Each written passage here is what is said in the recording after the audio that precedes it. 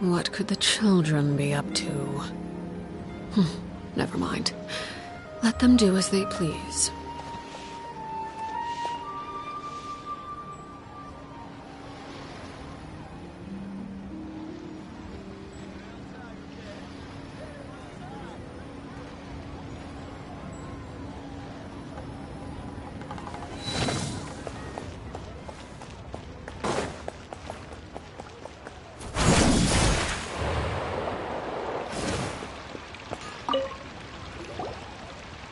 Traveler, right on cue. Hey, Catherine! Got any new commissions for us today? Also, how come you look so happy to see us? What have you done? I went to the shrine to draw a fortune slip earlier. The shrine maiden told me that it is the season for an unexpected reunion. Catherine? Drawing fortune slips at the shrine? Is it just Paimon, or is that the most unusual thing ever? Wait, no, that's not the unusual part. We're in Liyue. You went to Inazuma and back in a single day? Even I have a private life, you know. Okay, so when you say unexpected reunion, you mean running into us, right? Who can say? But the anticipation of knowing that an unexpected reunion is due is making me happy to see everyone I crossed paths with today. Fair enough. Even though we see each other pretty much every day, whatever makes you happy.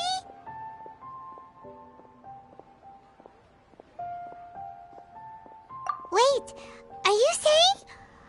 Oh, Paimon gets it. Well, let's just hope the Shrine Maiden was right. Fingers crossed we find him. I'm sorry. Did I say something I shouldn't have? You both seem a little down. Oh, it's nothing. Anyway, back to business. Do you have a new commission you want to give to us? Yes, as a matter of fact, I do. This one is from a miner. It seems to be related to investigating the chasm. Really?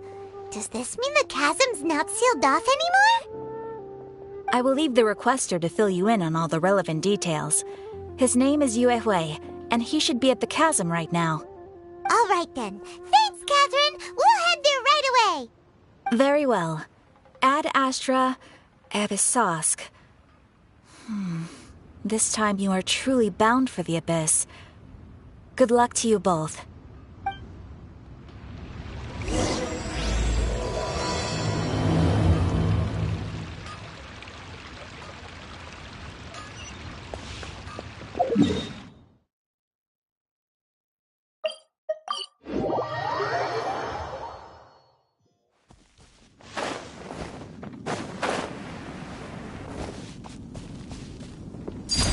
Laid bare. Hi there. You must be Liyue, right? We've been sent by the Adventurers Guild. Ah, great. Good to meet you. Yes, I was the one who posted that commission. Wait a second. You look kind of familiar. Are you a famous adventurer or something? Oh, alright then. I'll start by introducing myself. I'm Liyue, a miner, and I received a mining permit for the chasm just recently. I have a handful of other guys in my crew. Seriously? They actually give permits out for the chasm? Yes, the folks over at Yujing Terrace finally came to their senses and are now allowing a limited amount of ore mining near the surface.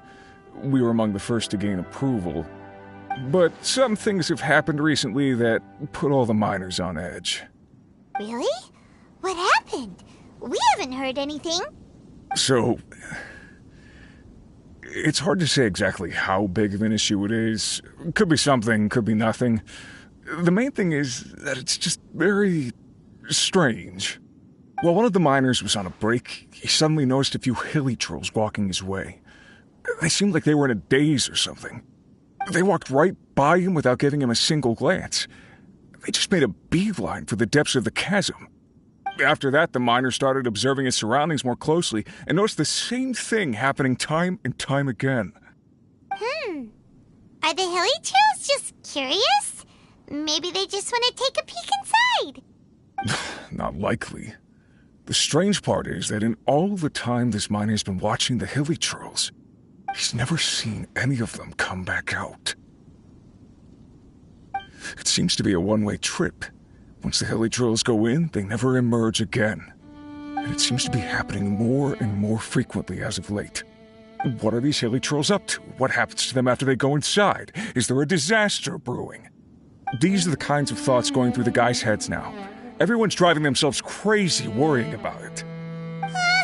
Paimon's not surprised. Paimon feels spooked just hearing about it.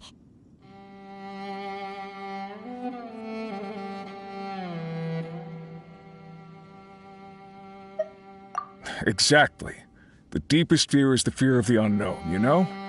So we have to get to the bottom of it before everyone can put their minds at rest. Do we really want to take this commission? Thanks, Mr. Miner, sir. We need to consider it first.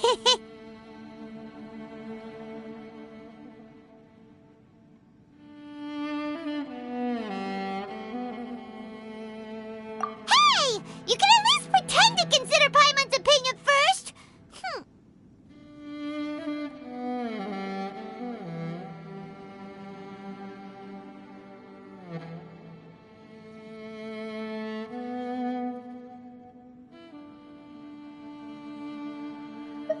Oh, so that's where you're coming from. Well, okay then. Maybe we will find some clues about your twin. You'll really regret it if you don't go, huh? So, what's your verdict? Will you take the commission? No pressure, but I gotta say, I'm not loving the prospect of my mining permit going to waste. Yep, we'll take it. We're kinda curious ourselves now, too. Great. You're doing me an enormous service here. Now, let me give you the rough location that the hilly trolls keep heading to.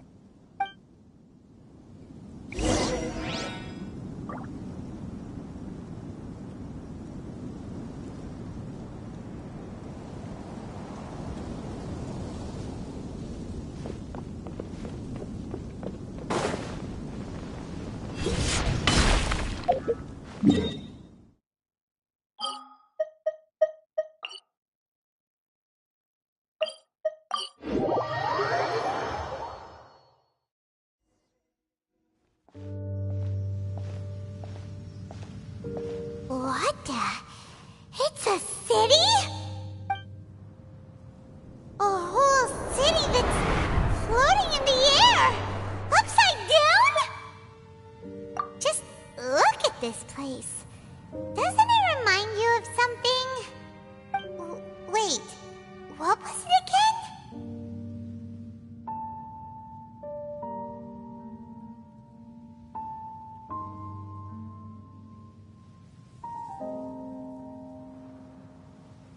Yes, that's it! It's just like that. Just as strange, just as upside down, and just as spooky. In which case, maybe whatever's going on in the chasm really is connected to the Abyss Order. Oh, we gotta get to the bottom of this. Oh?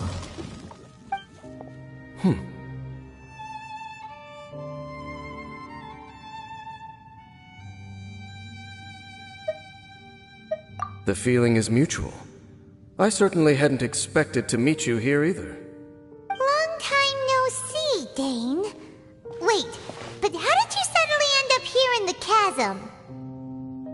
The chasm? So we're in the depths of the chasm, are we? Interesting. This is one place where I have never set foot before.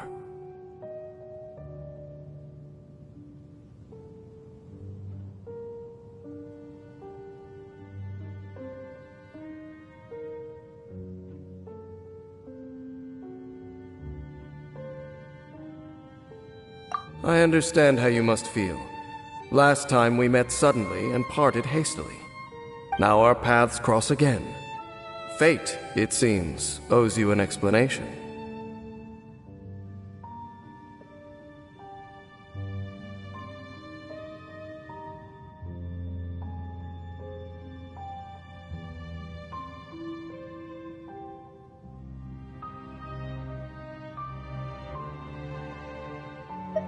That much should be self-explanatory.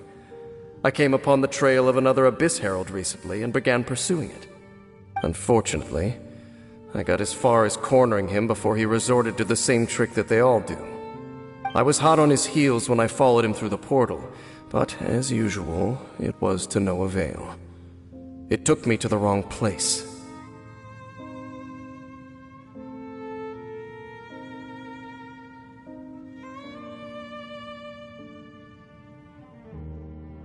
Correct. Based on my recent experiences, I can only conclude that the Abyss's portals are not simply pathways from point A to point B, but gateways to an entire network. Where they emerge on the other side is their choice. It can be anywhere within the network. Sounds kinda similar to how teleport waypoints work. In short, though I was right behind your twin last time when I entered that portal, the next moment that I realized where I was all alone, back in the ruins known as Storm Terror's lair. Oh yeah, about that! Whatever happened to the Eye of the First Field Tiller? It's in a safe place. You can be sure that I will learn the truth of the Loom of Fate operation sooner than it could ever fall into the Abyss Order's hands.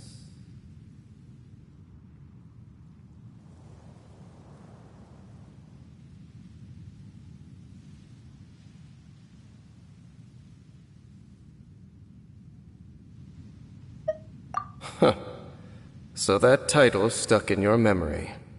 I by no means went out of my way to conceal it from you. It once stood for the glory of Canria. Joke. My curse to bear. Twilight Sword was my title as captain of the Royal Guards, when I witnessed the destruction of my entire homeland firsthand. I believe my reluctance to raise it in conversation is quite justified. Sounds like your brother was right.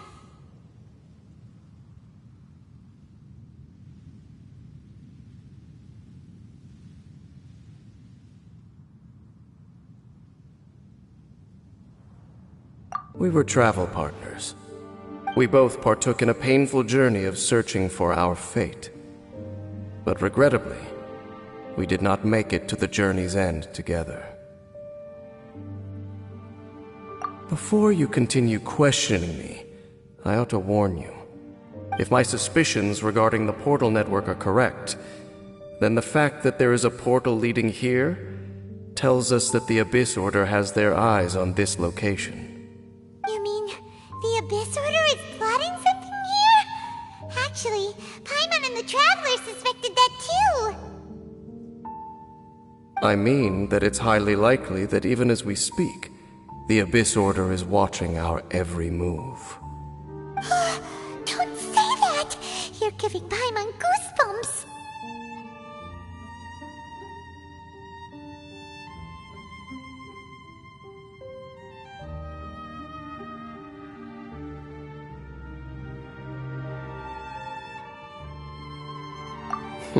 A wise choice.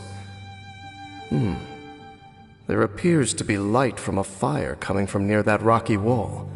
Let's take a look.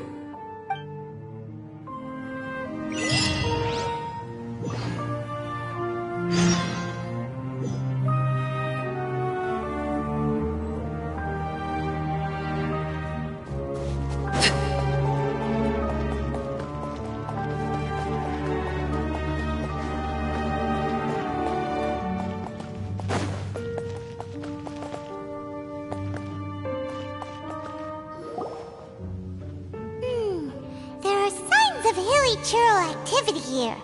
Could these be the hilly churls the Requester was talking about? Requester? In fact, hold on. You still haven't told me what you're doing here. I doubt that most travelers would have any reason to venture down this way. We took a commission from the Adventurers Guild to investigate the chasm. Apparently a whole load of hilly churls have been gathering here, and the Requester wants to know why. And now it looks like we finally found our first clue. Do you want the answer? Huh? You mean you know something about this? As it happens, I do.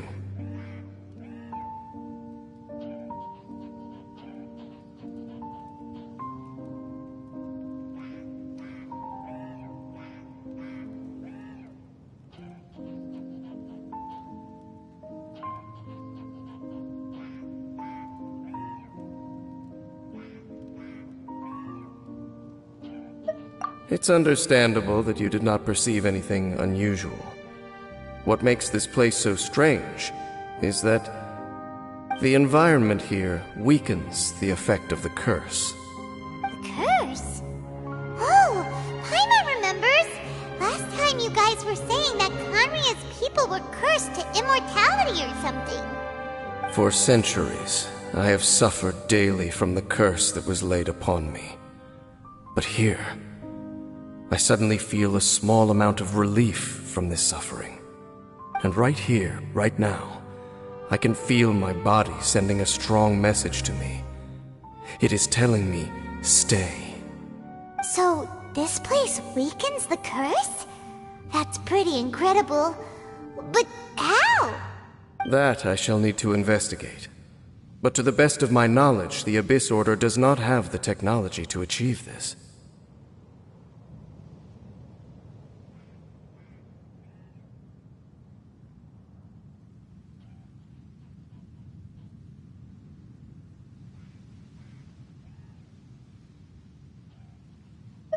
Indeed. Do you know why Hilichurls wear masks? It's to hide their appearance, lest they catch sight of their reflection in a body of water. Compared to how they remember themselves, it is a terrible sight to behold, one that causes them great despair. The curse of immortality denies death to those afflicted with it, and yet it does not truly mean that they will never die. So, you mean there's a way to undo it? No. I mean that the body and soul will continue to be eroded until they are virtually non-existent, even if death is not the form that this erosion takes. When the Hilichurls realize that the end is nigh for them, it seems their instinct is to seek out a calm and dark corner of the world in which to finally say goodbye to the centuries of suffering they have endured. And of all the places they could lay down to rest, one that can ease the effects of their curse would surely be their first choice. Wow.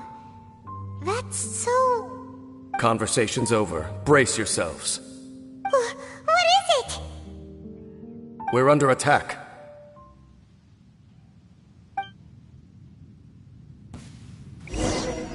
Shine down! Overrule!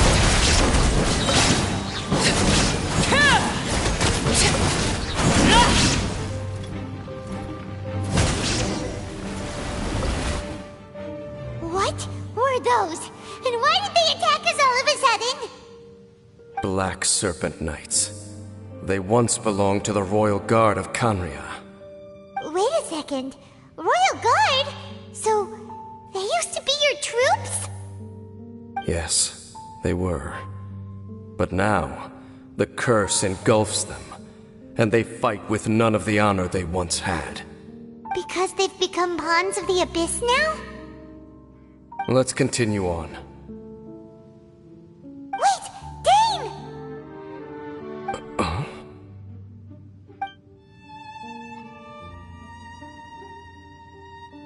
Seems we missed one.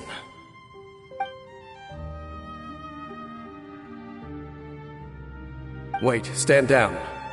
There's something different about this one. It's disappeared. What the heck? What was going on with that one? Was it trying to say something? How is this possible? How could he have retained self-awareness for 500 years without it? But more importantly, why did he seem so familiar?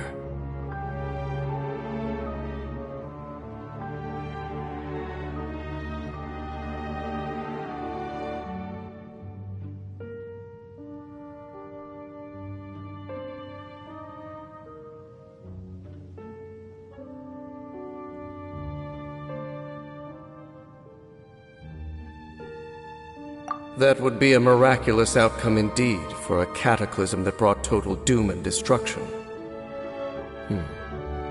Or perhaps it was just a coincidence. We should press onward to the city.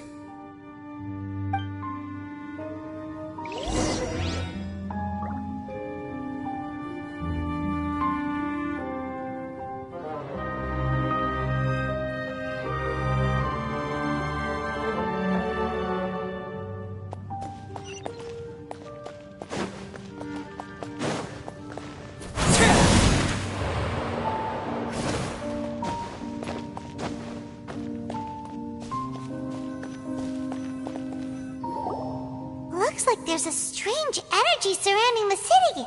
We can't go any further. Guess there should be a mechanism or something around here, right? Traveler, looks like it's time to get into ruin exploring mode. Don't waste your time.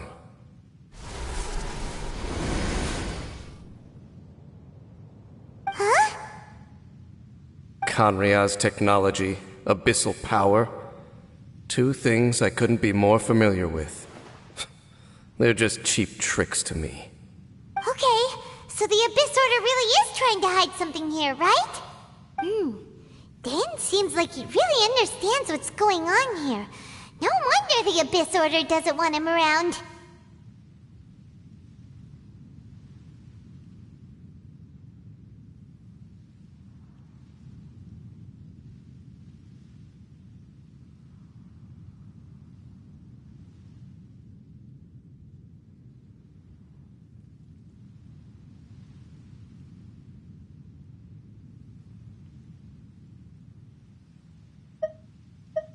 Not necessarily.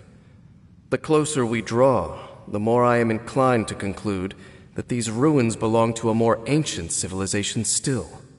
The Abyss Order simply got to them before anyone else. Even older than Kanria? Whoa, Paimon can't even imagine back that far. That said, the architecture here does somewhat resemble that of Kanria. At least, it would if it were the other way up. Let's head toward the light over there. Mind your footing on the way ahead. It's a long way down.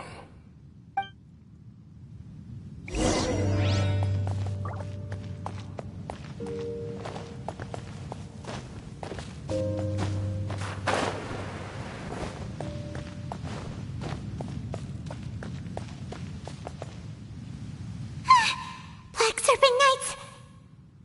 Is this where they're based? Or wait, are they guarding something here?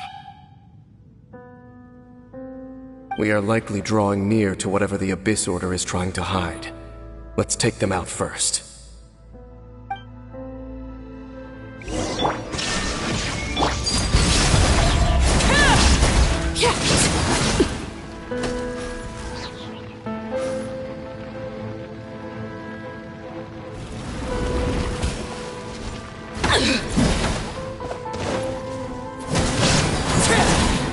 Witness my rise. Hey, look! Vines! You should be able to climb up, right?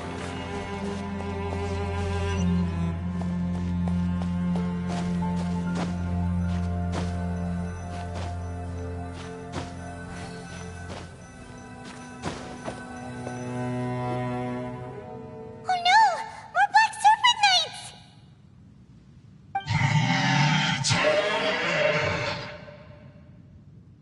Huh? They're not coming after us! Are they just trying to scare us off? Huh. These knights seem like they're hiding something behind them. Hold on, I think they...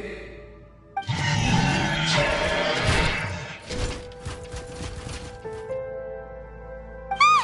They're coming! Quick! Get them!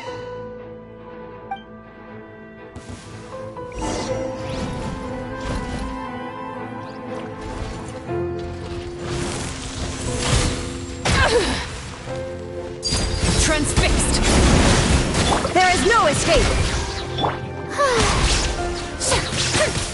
The show begins!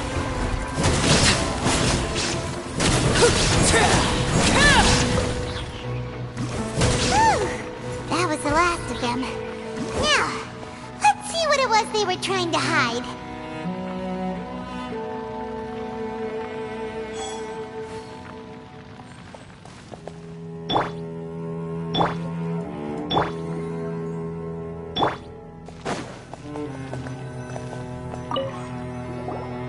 Huh? What's this? So, the Black Serpent Knights have nothing to do with the Abyss Order's secret. Huh. I should have guessed. So, what exactly is going on with these hilly churls? As I said, for these hilly churls, the end is nigh.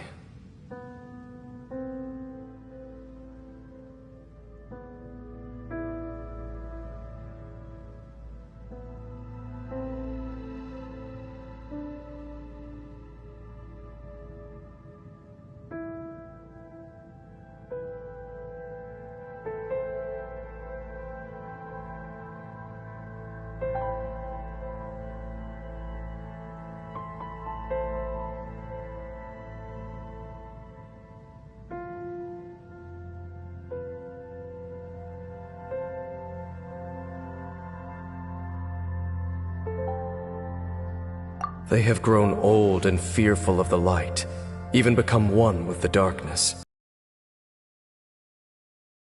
Them. But why would the Black Serpent Knights want to stay here and guard them?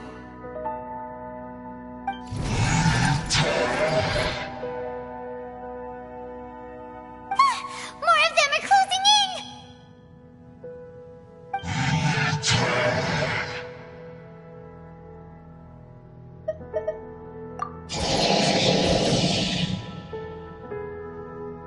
It's him! The guy that came out of nowhere and disappeared again! And now they're retreating! Did he just order them to do that? Halfdan?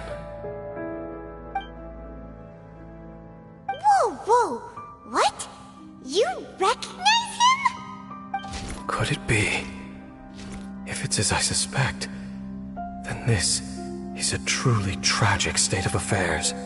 Bane? You want to know why they were gathered here guarding the Hilly Churls, don't you?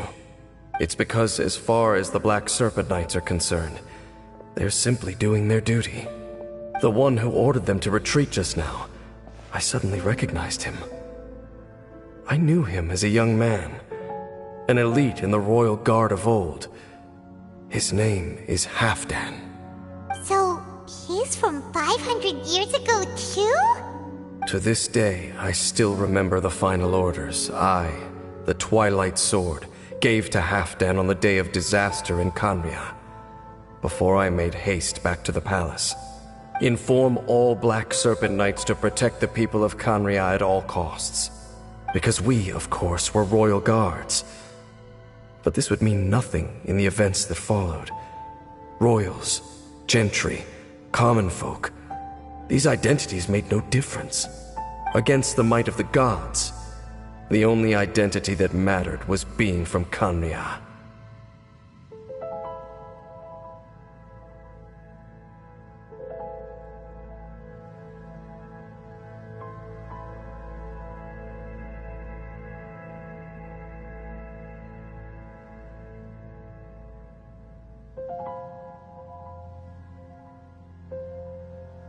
These Black Serpent Knights have lost their intellect, but perhaps, in whatever remains of their minds, they are still protecting the people of Khaenri'ah.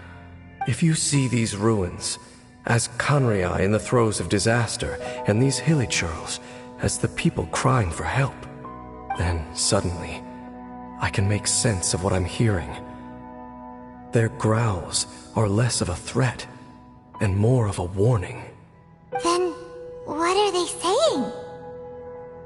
Though it is barely discernible, I can just about make it out. They keep repeating a word from the old language of Khaenri'ah. Run. Even I have to admit, the fact their will is strong enough to survive 500 years of erosion. It is nothing short of a miracle, born from hopelessness. Oh, so Paimon had them all wrong. It doesn't matter. Even I took them for enemies for a moment. Let's keep heading toward the light at the top. I believe the Black Serpent Knights will no longer try to stop us.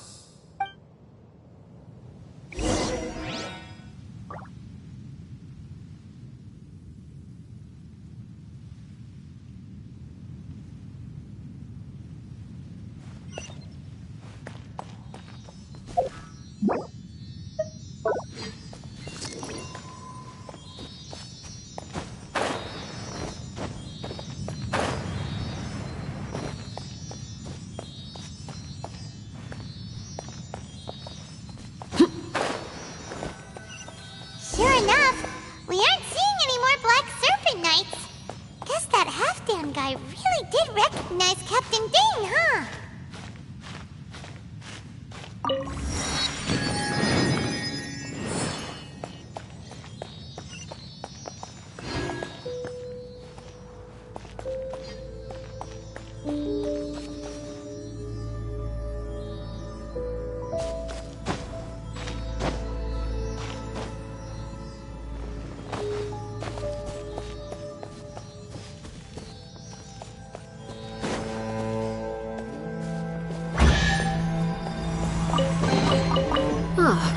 something with which to commemorate this occasion.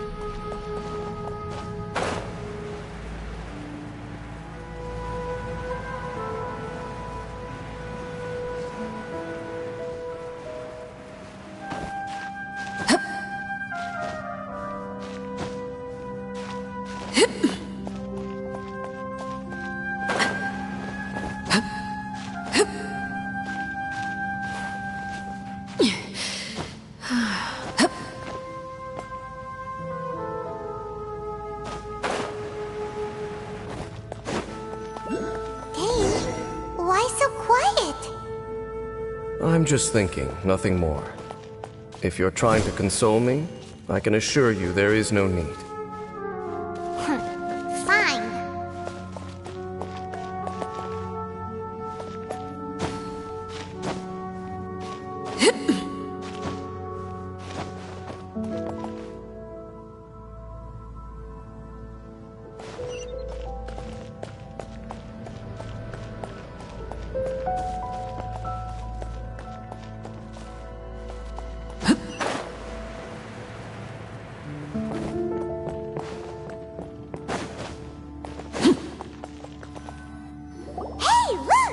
There's no door sealing this room off! Looks like we can finally head to the room in the center! Come on, let's go!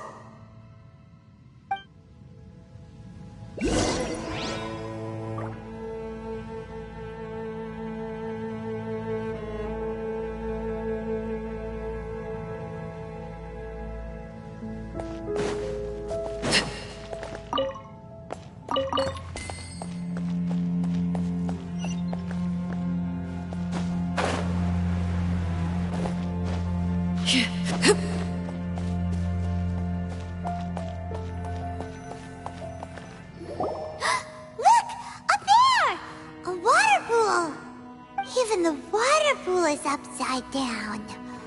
Oh, wow! This is a pretty amazing place! Dane, do you have any idea at all how it works? The pool must be part of the entire city structure. A relic of this ancient civilization. And more importantly, it is the very thing that is weakening the curse. Here, my whole body feels more at peace than it has in a long time. The effect is stronger here than it was before. And I think it's because that water pool has something akin to a cleansing effect. Cleansing? So that means the water in that pool can wash away the curse for good? No, that would be impossible. How are you so sure? I have lived with this curse for 500 years. And I have been fully conscious the entire time. Suffice to say, no one understands the curse like I do. It is a way of branding us at the level of the fate of the world itself. When a god applies a curse, it takes effect at a higher level of reality than the person themselves. Even now, I can feel the curse slowly permeating my entire being, becoming part of me. Slowly but surely replacing me. Perhaps it may be possible to suppress the corrosive effect of the curse for a time, but cleansing it entirely, consider it tantamount to burning away an integral part of your body. It is not a process that one could ever hope to survive. Huh? Cleansing the curse costs you your life?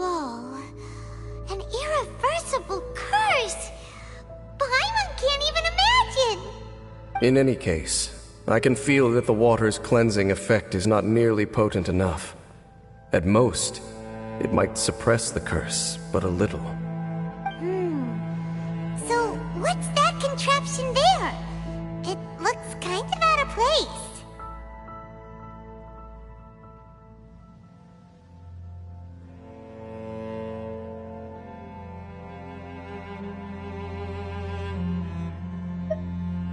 Frankly, I have never seen a device of this design before either. It is not unreasonable to suspect that it could belong to the Abyss Order. But what could they be planning to do here?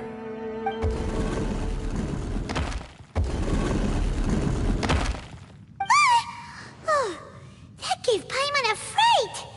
So, all the doors are open now?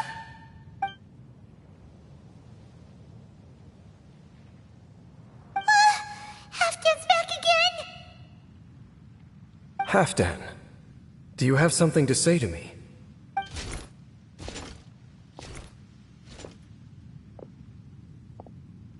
He ran off! But he didn't disappear like last time. He's indicating that we should follow him. Are you coming?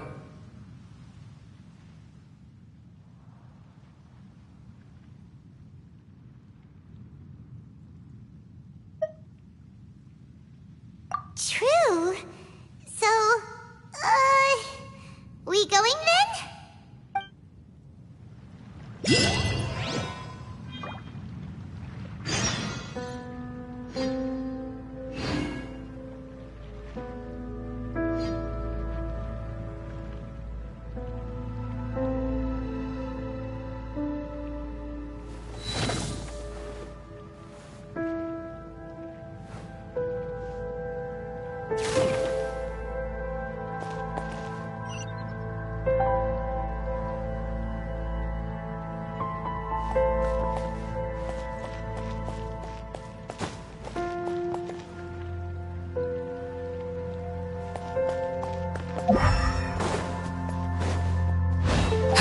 Halfdan jumped down over there! Let's follow him!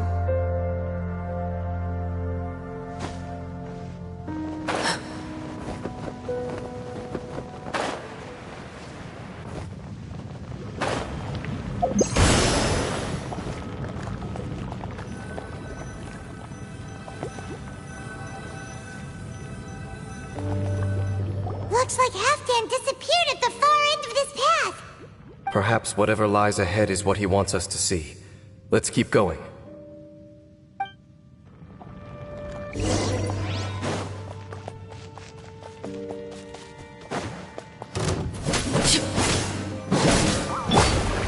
Solidify! Shine down! Overrule! There are more signs of hilichurl activity here.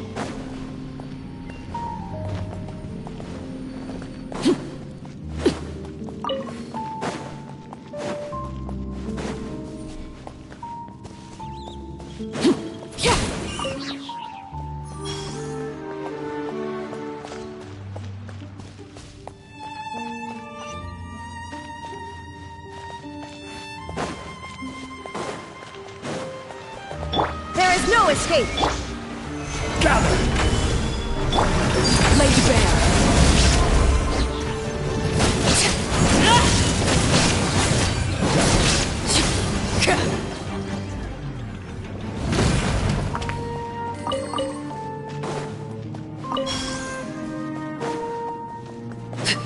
Is that way into the hilichurl camp? Let's go see.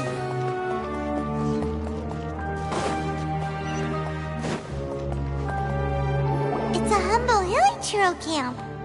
Oh, these hilichurls look like they're in pretty bad shape, too. Some of them look like they've already taken their final breath. Is this what Halfdan wanted to show us? Whether it is or not, everything here is worth investigating in detail. Inspect the area. Leave no stone unturned.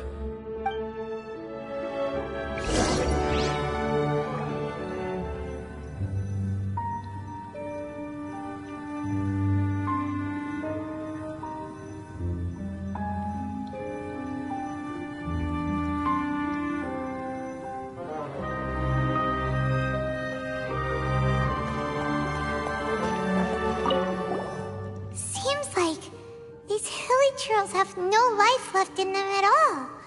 Before long, they'll become one with the darkness. The hilichurls we meet in the wild are always so rowdy. Paimon never would have imagined that this is how they spend their final days. We may not have a whole lot of happy memories dealing with hilichurls, but still, Paimon hopes they're at peace in their last moments.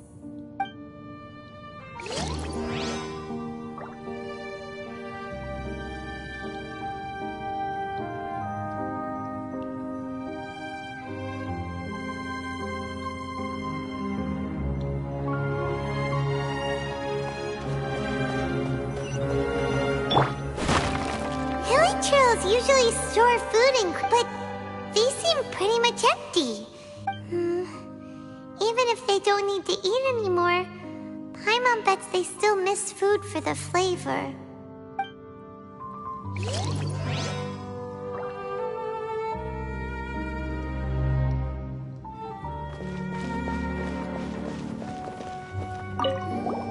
There's even a bonfire here, like what hilichurls build in the wild.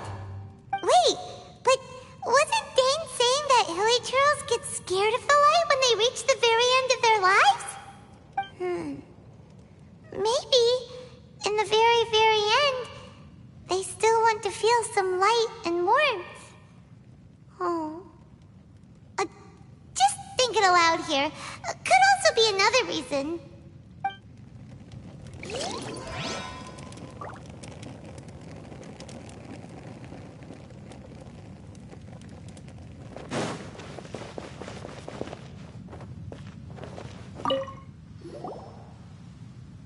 How did that flower get this far underground? Did someone bring it in memory of the deceased hilichurls? Hey, now that you mention it, Paimon thinks it looks kind of familiar too. It is the national flower of Khaenri'ah, the Intivat. It once bloomed all over the nation. It would only last 2 weeks before wilting. But if you were to pluck one and take it out of Khaenri'ah, the petals would stop growing and turn hard. Only when it finally returned to its home soil would the petals grow soft once more, and finally turn to dust. So the Intivat is a symbol for a wanderer far from home, signifying the tenderness of the homeland. So for this flower to get here, it must have been brought from...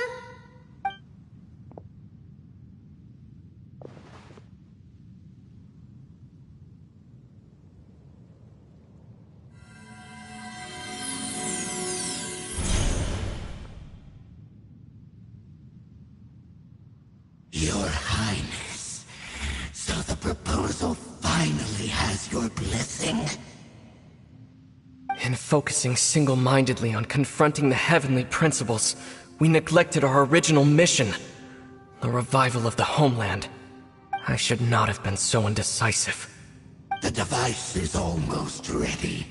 We await your command. Theoretically speaking, approximately... Forget it. Even a 1% chance is enough. For too long have we dwelt in the abyss. Surely they would rather return to the natural cycle of life and death as soon as possible than continue to exist as they are, without a shred of dignity. They cannot be made to continue paying the price for those so-called sins. The Order is most fortunate to be graced with your decision.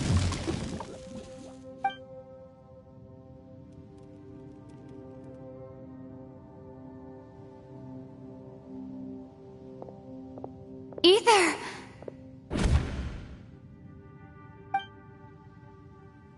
You saw something, didn't you? Can you tell me what it was? Yeah, you zoned out for quite a while there.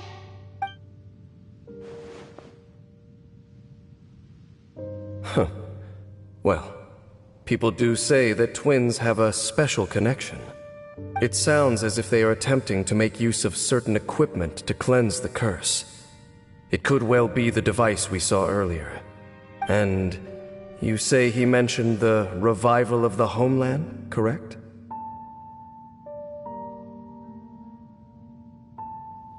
No surprise there. Stubborn as ever.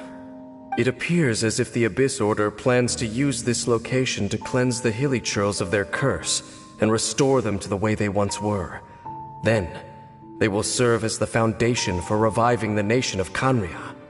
After all, there can be no nation without a people.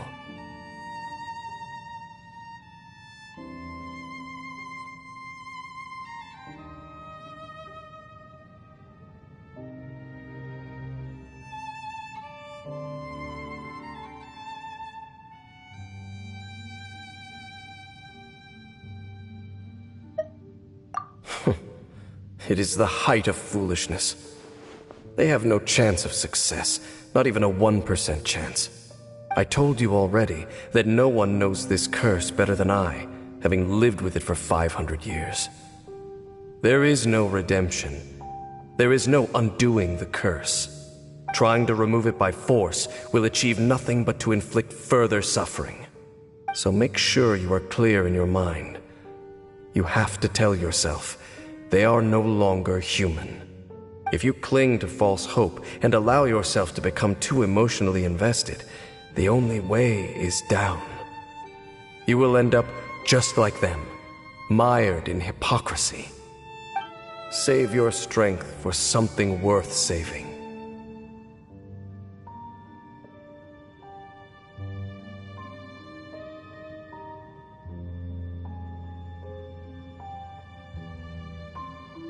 Oh?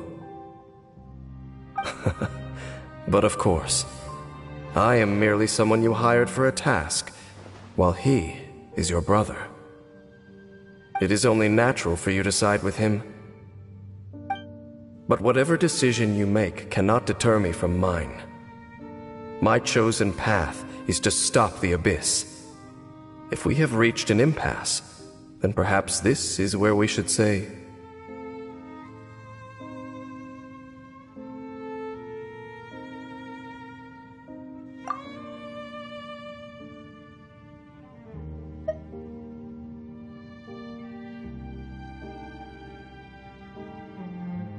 I see.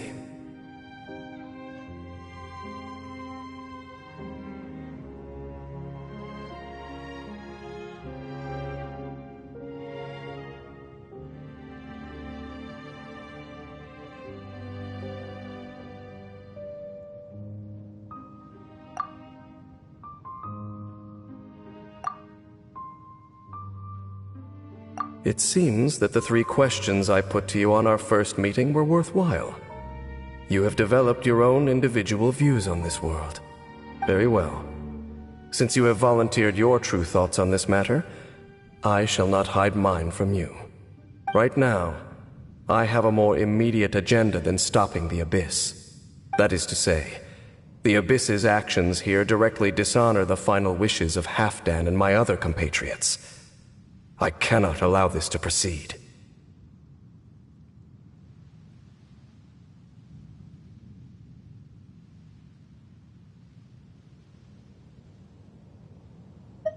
The Abyss may appear at any moment. Be on your guard at all times as we proceed.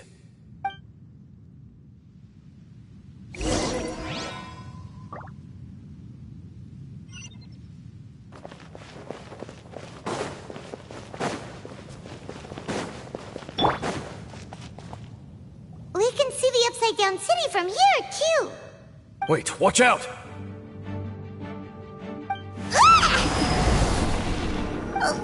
What's going on?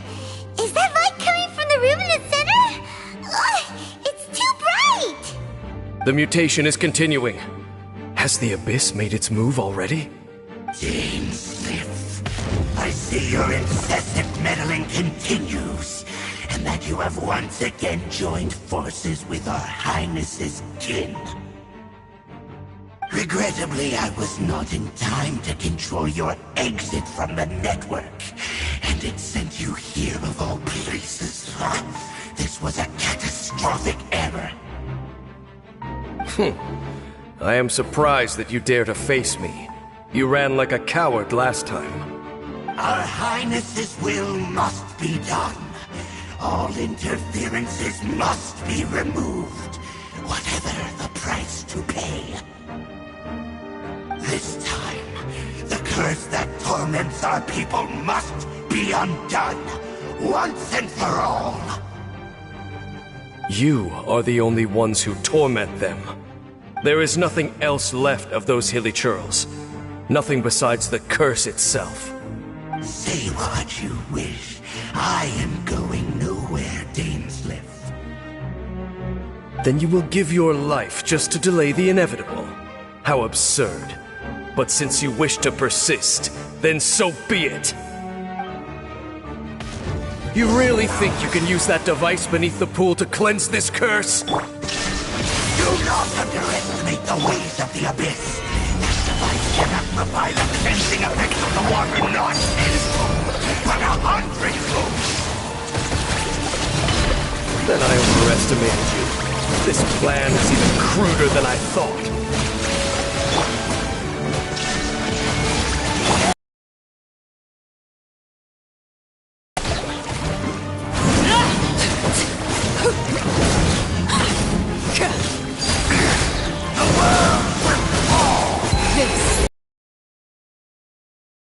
Inazuma shines eternal! There is no escape! Strike!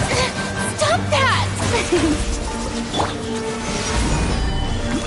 I will have order!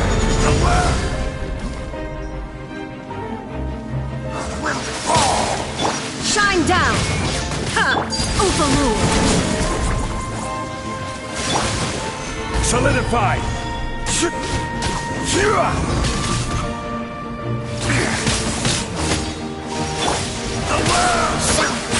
There is no escape!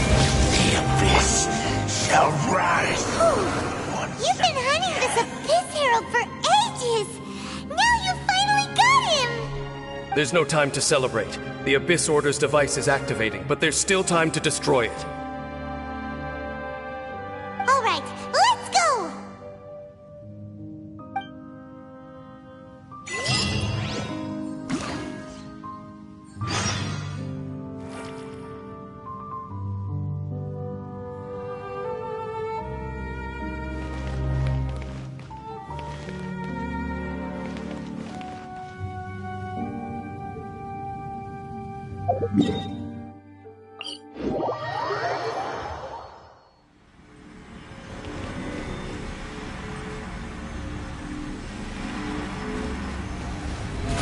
How brilliant!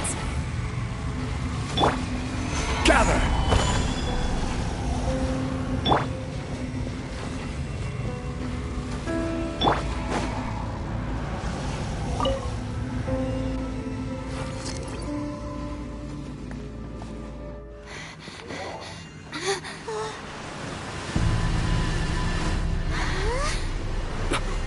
Look, the amplification device.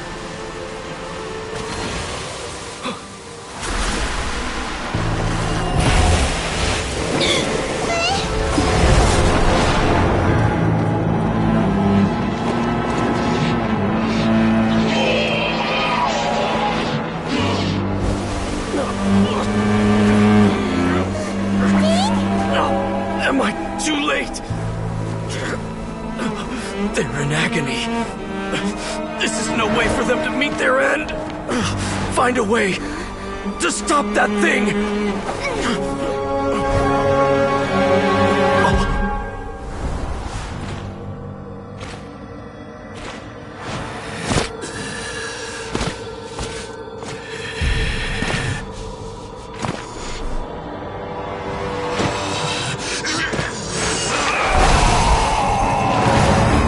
Dan, don't do it!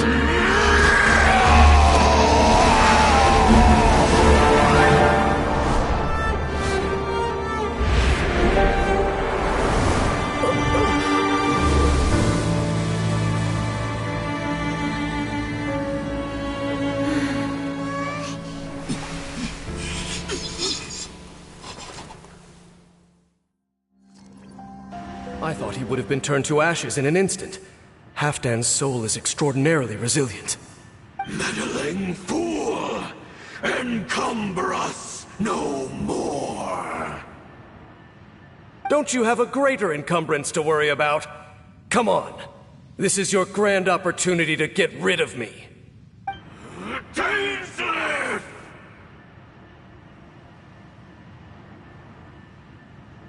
Take him out and deactivate the device.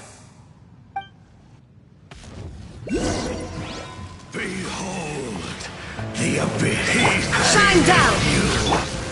Stabilize! Hear the truth. Transfixed!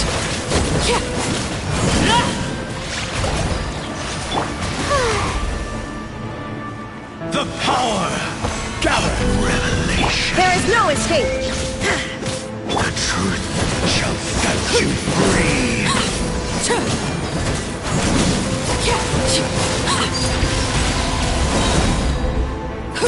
Grace Solidify. on you. Illusion shattered!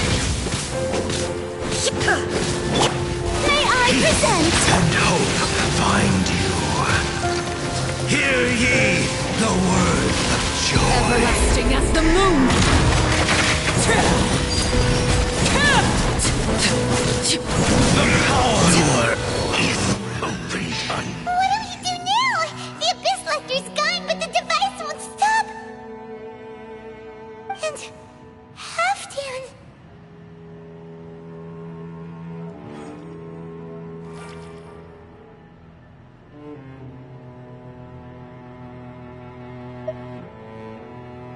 No!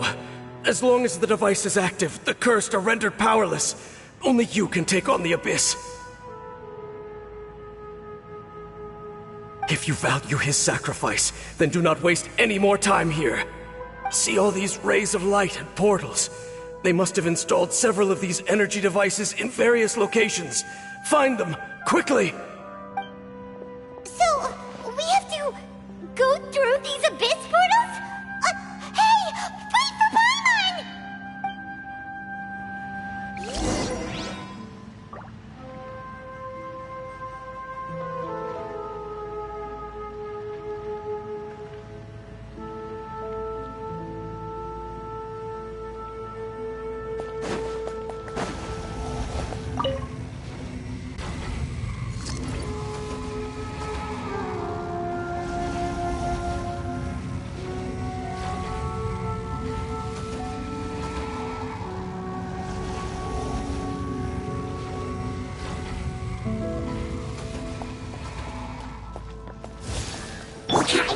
Gather! Shine down! Overruled!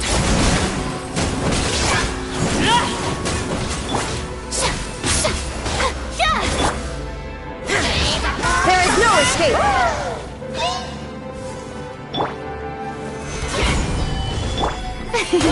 Shower me with praise!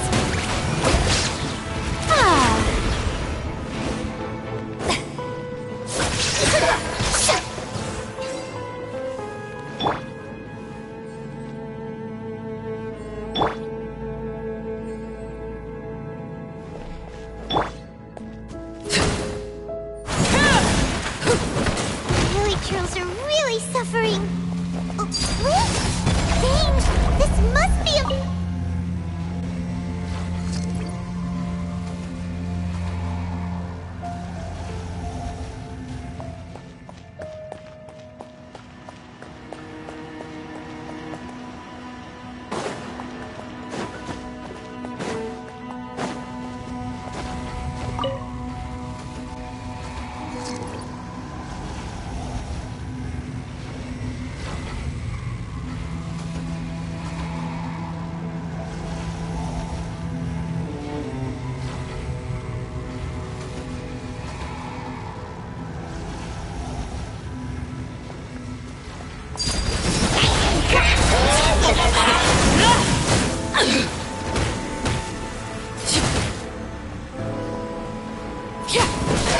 This is where you fall.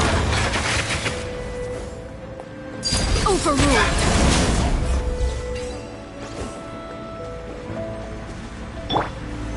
Quick!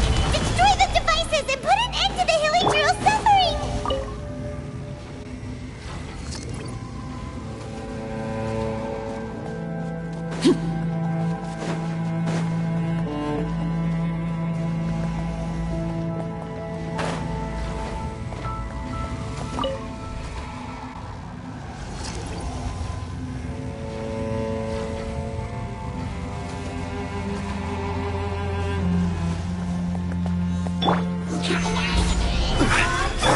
Illusion shattered! Strike a pose!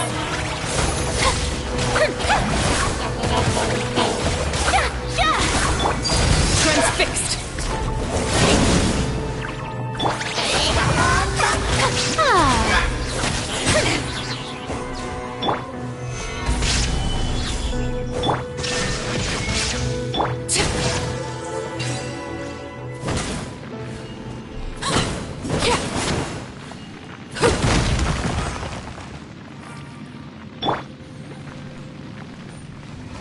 The show begins!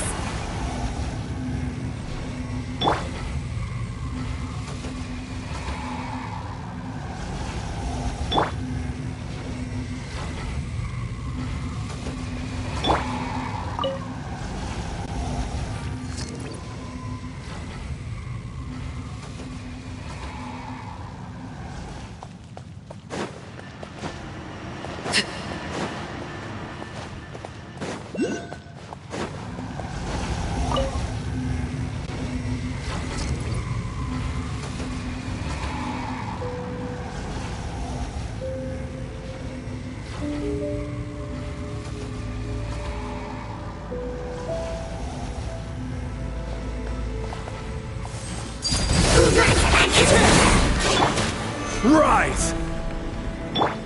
There is no escape! How brilliant!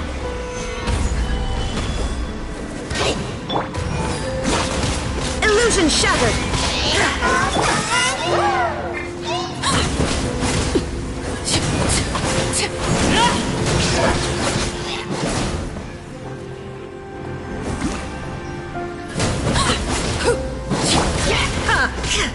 Shine down!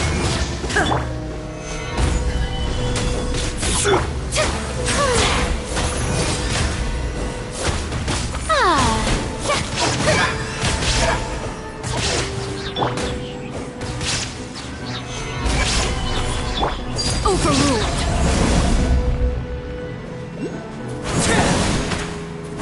Okay, it's gone dark all around now. Shall we head back to the room in the center?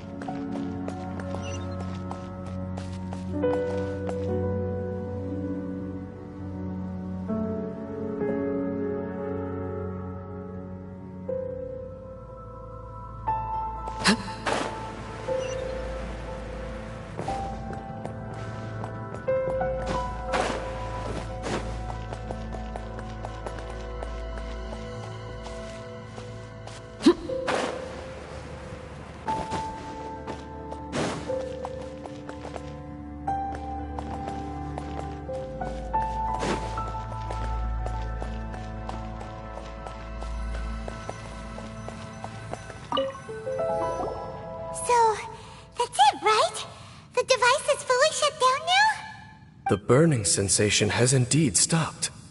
So, we managed to stop the Abyss Order's plan?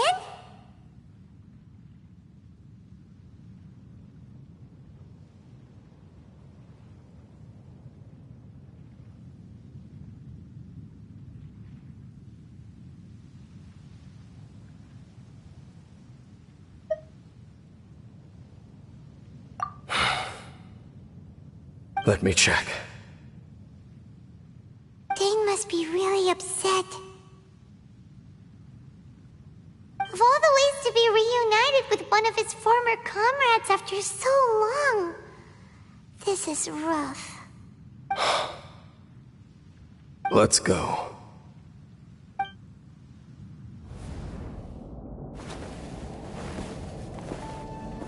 Huh? Light.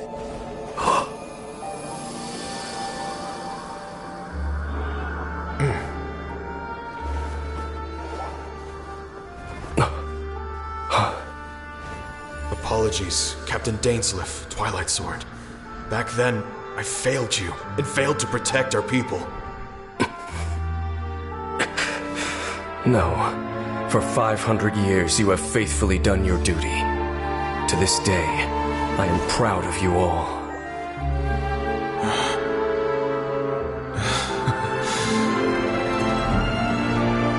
Conria didn't fall, did it? Since you're still here. Correct.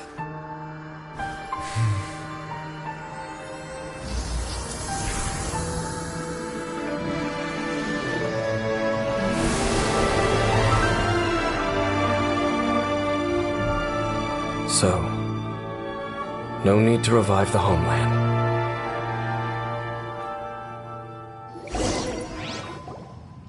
That was Halfdan's soul! More than one kind of strange power exists here. Souls are no strange sight under the circumstances. Still, if you intend to venture deeper in and continue your investigation, you ought to be careful.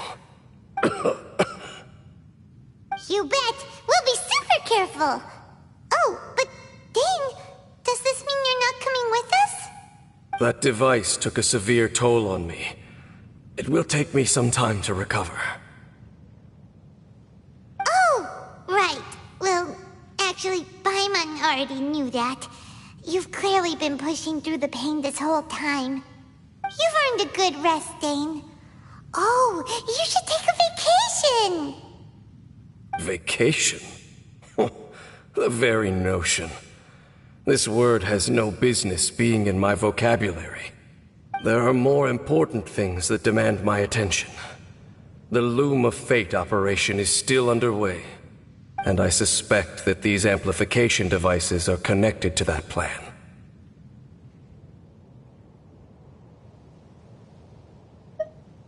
Thank you for understanding. I only hope that next time we meet, you know whose side you're on. Sheesh! He sure knows how to hold a grudge, saving that snide remark right until the end. Well, shame that we didn't get to see your brother again, but at least we learned some useful info, huh? As long as you keep pressing on with your journey, you guys will definitely meet again, and everything will be back to normal. Right? Oh, Paimon almost forgot. The real reason we came here was to investigate what was going on with the hill trolls, wasn't it? We've probably seen enough to report back to the miner now, but, how are we going to explain it to him? This is all way too complicated for regular people to understand. We'll figure it out. Just don't forget about the commission when we're done here.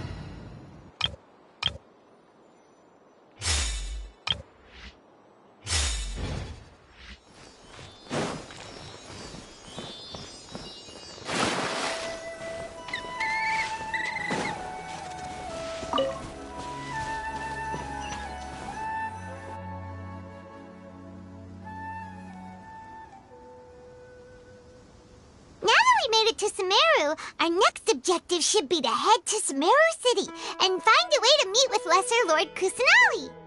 And speaking of Lesser Lord Kusanali, even though we haven't heard too much about her, she doesn't seem to be the same deity who abducted your brother. But even so, people call Sumeru the Nation of Wisdom, you know. If we can get a chance to meet the God of Wisdom, maybe she can give us some useful information.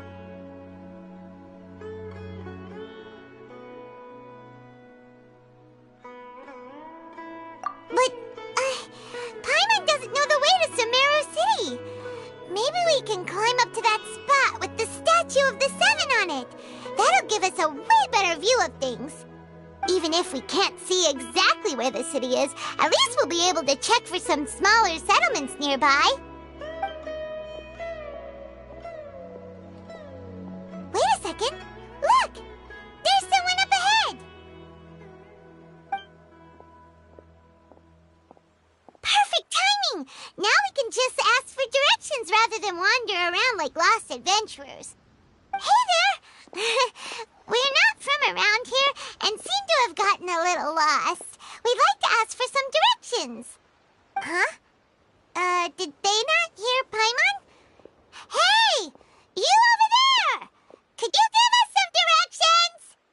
Huh? What's going on here? There's no way she could have missed that. Oh, wait! Could she be ignoring us? How dare she? Well, even so, she might be heading someplace where we could find other people to ask. Let's keep our distance and follow her. When we get the chance, we'll just ask someone else for directions.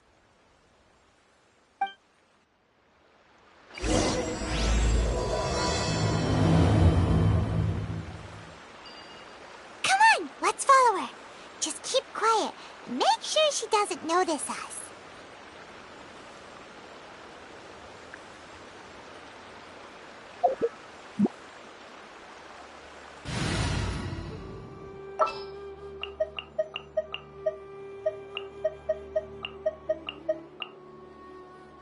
This will be a productive partnership, I hope.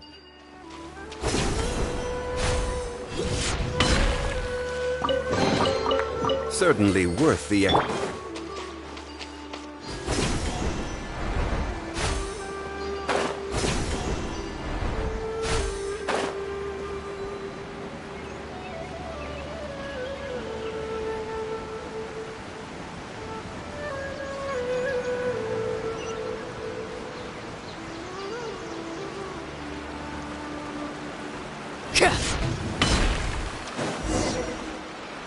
Huh? She just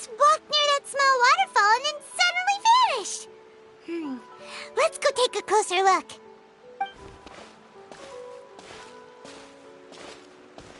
Paimon thought this cave would lead to a village or something, but, it looks like that's not the case. Look, she's sitting over there. She'd be living here, could she? What should we do now? Do we try asking her for directions again?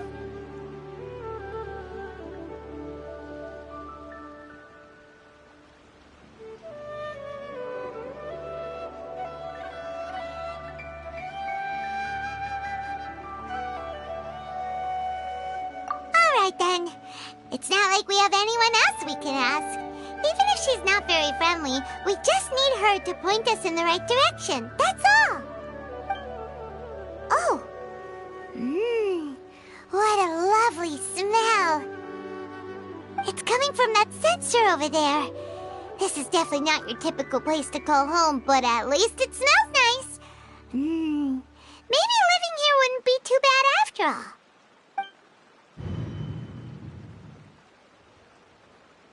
Huh? What's the matter? You don't look too good.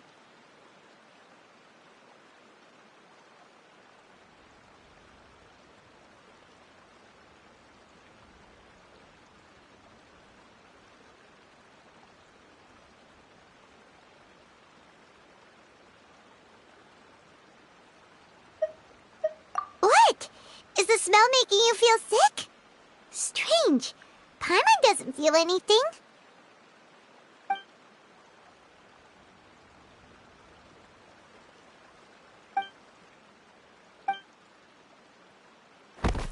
What's happening? Traveler? This is no time for a nap. Oh, come on, wake up.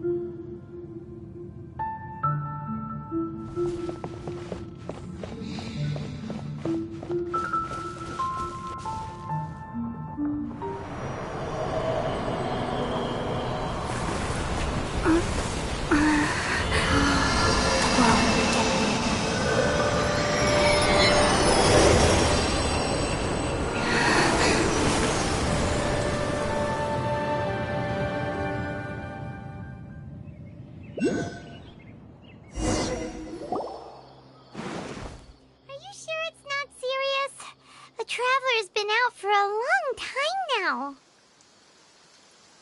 Yes, you can relax. Believe me, Master is extremely knowledgeable.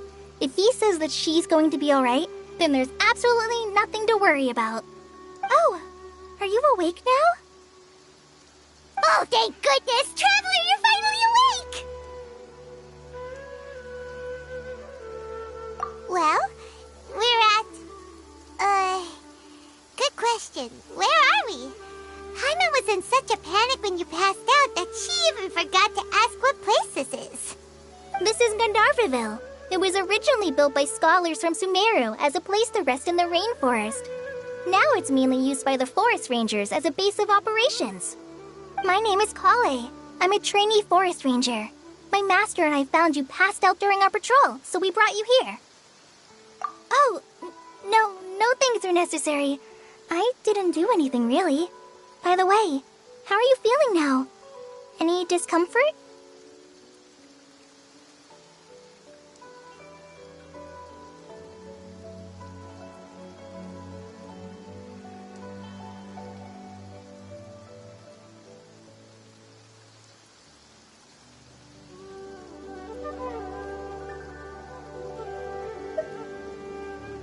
Oh, that's Master's herbal medicine you're tasting.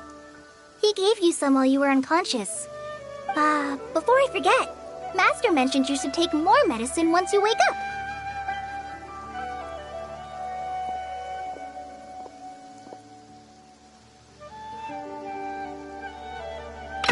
Whoops! Kale, what's the matter? Were you trying to retrieve the medicine? As I've already told you, you must be careful with these. I'll get it for you once I am finished here. Sorry, Master. Now, the guide to Avidia Forest's edible fungi is clearly posted on our bulletin board, but if Farbode forgets which mushrooms to avoid one more time, I'll have no choice but to leave the guide somewhere a little more visible. Like right smack on his forehead so others can remind him to be careful. Right? This is the second time he's come down with food poisoning this month. I'll be sure to give him a good talking to. Yes, please do. If, on the off chance, Farbode simply enjoys having little imaginary fairies dance before his eyes, then we'll just let him be. But the next time he requires any of our medicine, be sure to charge him accordingly.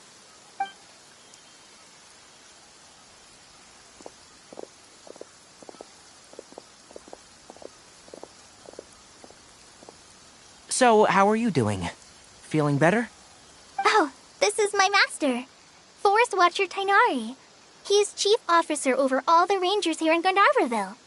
I already informed Paimon about the reason you fell unconscious earlier. But now that you're awake, let me explain it for you as well. It is common practice for Sumeru scholars of certain darshans to dedicate themselves to training in meditation in isolated areas, particularly the nearby forests. While meditating, they use a certain incense known as Spirit Borneal to help calm their minds as they enter a state of deep rumination. In hopes of asking directions, you two followed a scholar named Hypatia into her cave. The incense you smelled inside was the Spirit Borneal I just mentioned. That incense typically has no effect on most people, but for a very select few, it can have profound effects on one's cognition, as you experienced firsthand. Does that make sense? Very good. Now, answer me this. Did you feel anything after passing out? Say, any out-of-body experiences, or did you see anything while unconscious?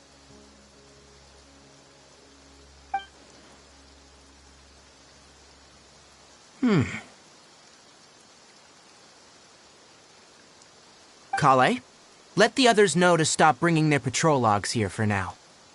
Huh? Why? Because these two will be staying here for the next few days. They can have my room and I'll bunk with Amir. Now get a move on and be sure to do as I've said. Yes, Master Tainari.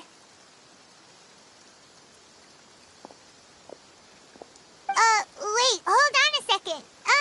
Can you tell us what's going on? Sure. Let me fill you in. I originally planned to send you on your way once you finished your medicine. However, it appears now that you should stay a while longer in Gandharvaville for further observation while you recuperate. Further observation?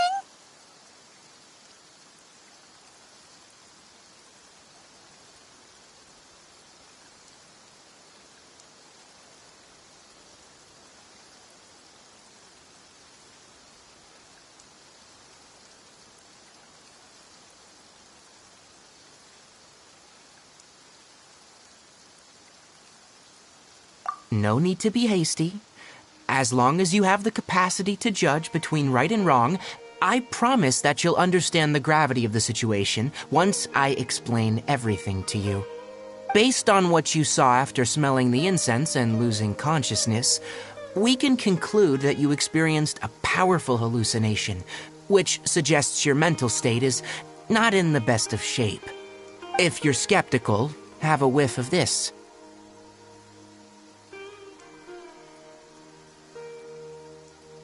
Whoa! Are you okay? You're experiencing a similar sensation as when you passed out, aren't you?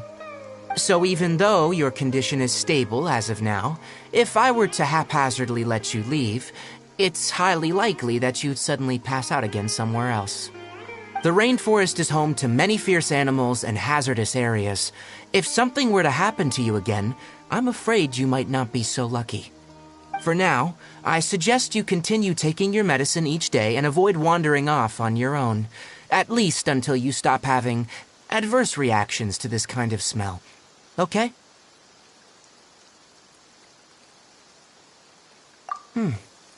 Good. Now, continue resting while I fire up another bowl of medicine for you. Seriously? We just arrived in Sumeru and we're already having problems left and right! Paimon knows we're set on meeting Lesser Lord Kusanali as soon as possible, but you really don't look too good. It'd probably be best to let you recover first. Hey! Are you even listening to Paimon? Paimon's over here worrying about you, you know. What's weird? You mean how you're feeling now? You mean the vision of tree roots and red skies you saw? But if those weren't hallucinations, what could they be?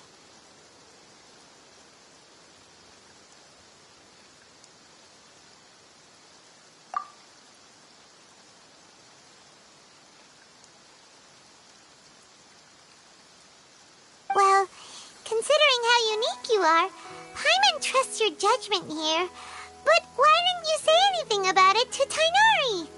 If he misjudged your condition, then there's a chance you could get worse, right?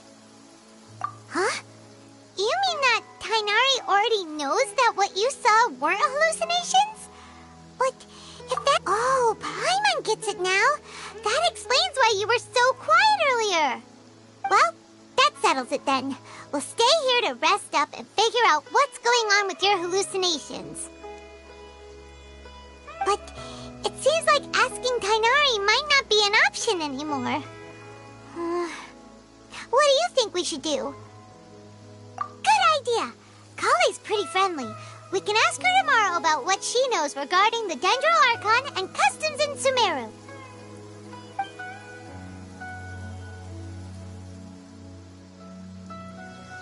Rise and shine! Come on, it's time to go find Kale!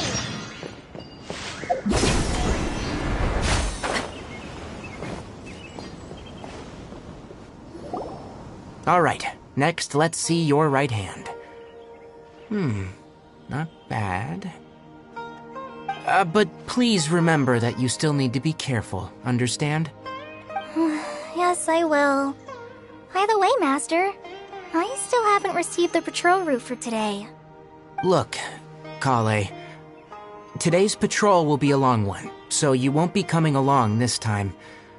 Besides, there's a chance we may encounter... Well, you understand. But I have a vision too! Am I useless to everyone now?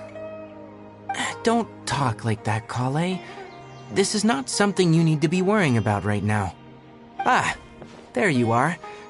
Feeling any better?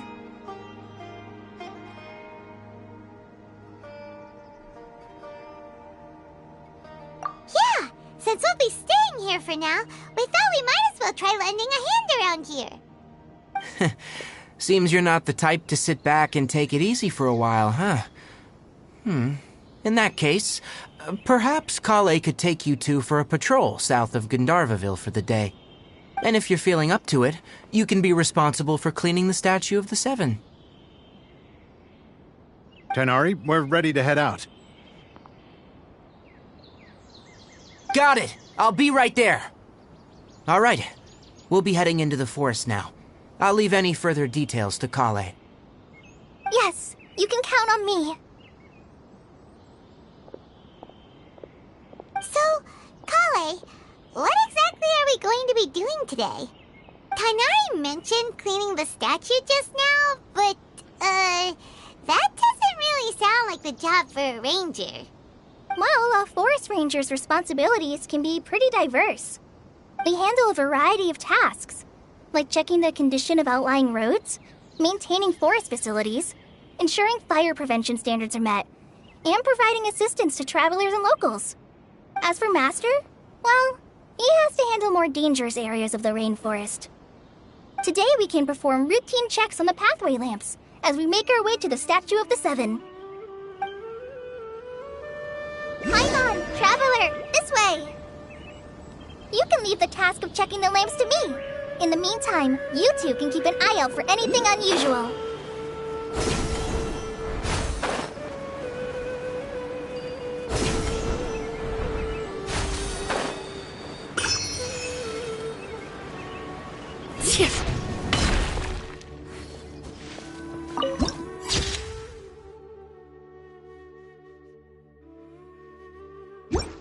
Nothing wrong with these two lamps. Let's move to the next ones.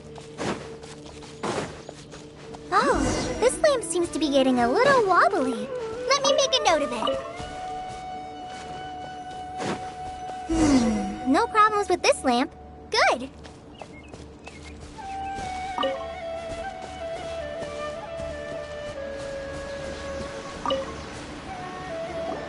The Statue of the Seven is up on top of that large rock formation.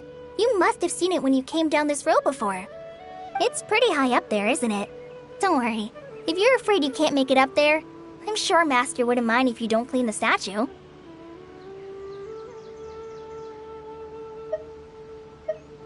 Oh? I guess I'll leave it up to you then. There's not much footing once you reach the statue, so be careful up there. Paimon will fly up with you and help you with those hard-to-reach areas. By the way, Kale, do you know anything about the Dendro Archon? You know, what's she like? That depends. Are you referring to Greater Lord Rukkhadevata or Lesser Lord Kusanali? Huh? Greater Lord Rukkhadevata? Oh, is that the name of the former Dendro Archon? Uh-huh. Greater Lord Rukkhadevata was Sumeru's first Dendro Archon. She created the rainforest as well as the wall of Samiel around the desert. Her works provided a means of peaceful living for everyone. To the people of Sumeru, she's not only a symbol of wisdom, but also of power and kindness. Unfortunately, she disappeared in a great calamity that occurred a few hundred years ago.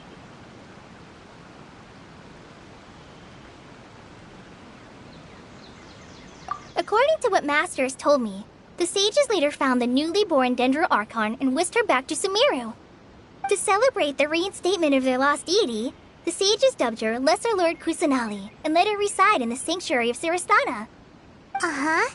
Then what happened? Well, and then...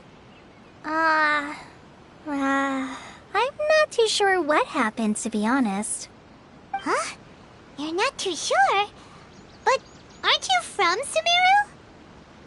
Yeah, I'm from Sumeru. But... Maybe it's difficult to discuss this topic with strangers. If that's the case, then don't worry, we understand. No, it's not that. I'm not trying to hide something from you. Besides, I don't consider you two strangers. Because you two know Amber, right? Wait, Amber? You mean...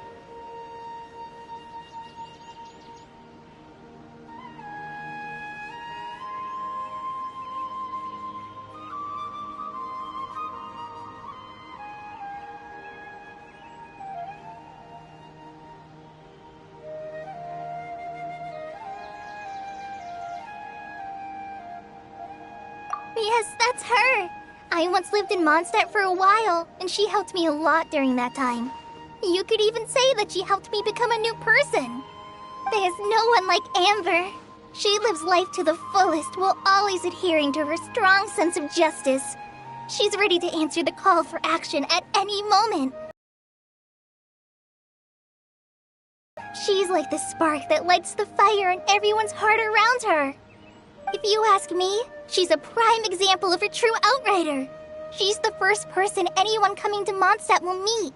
You can't help but be enthralled by her charm and enthusiasm, causing you to fall in love with the lands of Mondstadt and...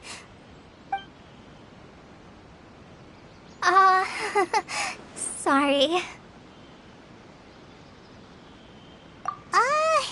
Paimon thought the work of Outriders was a little different from what you just described, but one thing's for sure, you really like Amber.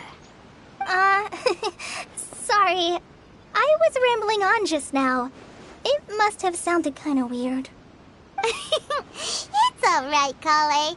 Knowing that you're a friend of Amber somehow makes Paimon suddenly feel a lot closer to you.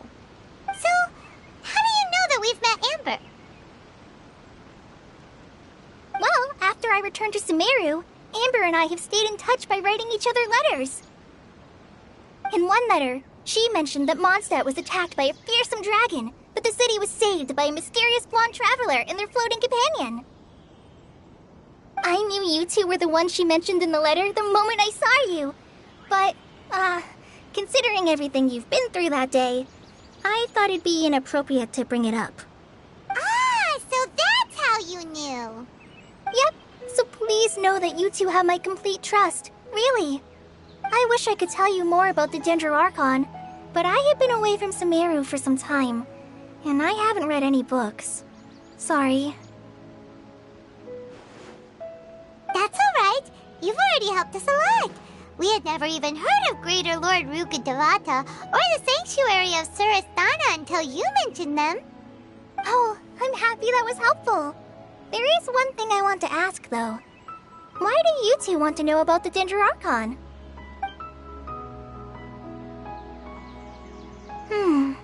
So that's why you're here. Thank you for telling me your story. Don't mention it. We are friends after all, right?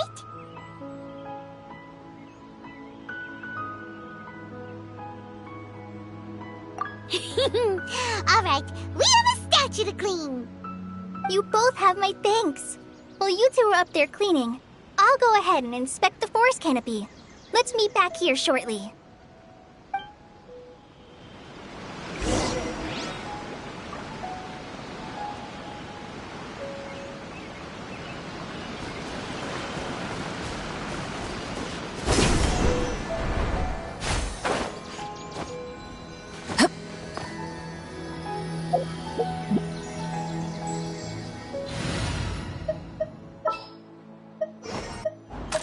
This world is full.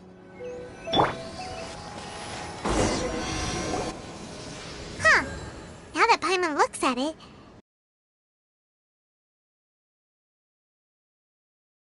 Do you think she's supposed to be Greater Lord Rukkhadevata or Lesser Lord Kusanali? You might be right. The statue does look kinda old. Well, anyway, we'll have to figure that out later. Let's get started on cleaning the statue. Paimon will fly up and take care of the top, and you clean everything below.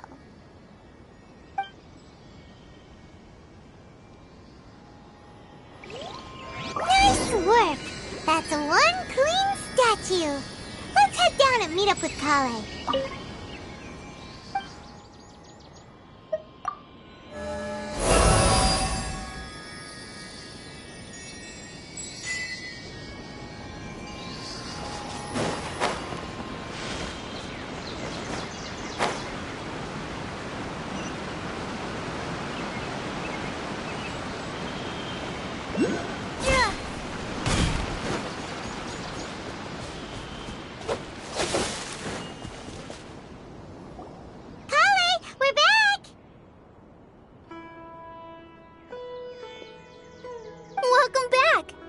Be tired after all that climbing. Let's take a little break. I brought some fruit and water for us. Yay! Food! What kind of goodies did you bring?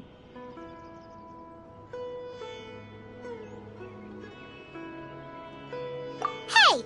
Don't be a party pooper. It's not like Kale is a stranger or anything. Besides, the best way to compliment a chef is to show passion for their food. Xiangling taught Paimon that. I prepared a nice portable dish that forest rangers like to eat called pita pockets. I hope you'll like them. Whoops! Ah, no! You dropped it on the ground! Not to worry. I wrapped a few layers of oiled paper around each pita. They should be fine. Oh, whew. Paimon nearly had a heart attack there.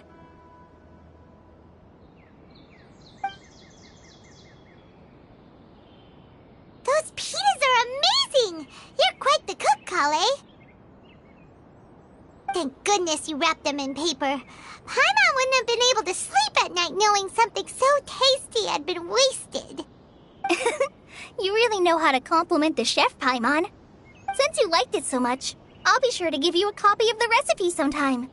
I'll even include all my personal cooking pointers, so you'll be making your own pita pockets in no time. Yay! Thanks, Kale! It's hard to believe someone as diligent as you could have clumsy moments, too. Oh, I guess it happens from time to time. So, Kale, don't you think that Tighnari's a little too strict with you? He won't let you touch anything without his permission. Paimon knocks stuff over all the time flying around the Traveler, but she's never said anything. Everyone has their clumsy moments. No, you've got the wrong idea about Master. Sure, he may seem a bit harsh at first, but with some time, you'll see that he's actually very kind-hearted. I've heard the veteran rangers say that Master is from some ancient and mysterious race that is known for their cunning wit and reclusive nature, but Master's actually very kind at heart. Oh, by the way, you've heard of the Academia, right? Well, there's a group called,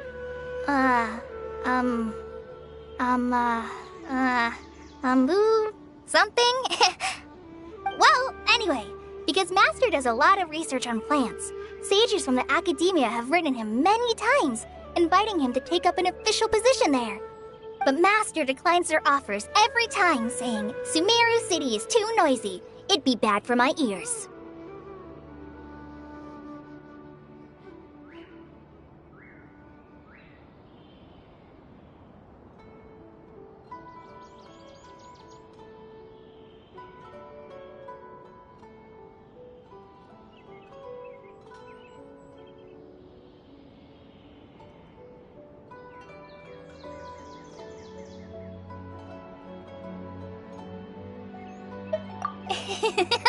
I know, right? I've always wanted to pet them too. Anyway, Master could have easily left the rainforest to take up a position at the Academia, but he chose to stay here instead as a forest watcher, helping the locals every day and passing on his knowledge to trainees. In fact, Master's the one who taught me how to make pita pockets. Really? Paimon would have never guessed that. Oh, speaking of Tighnari, he was the one who took care of you after finding you passed out yesterday.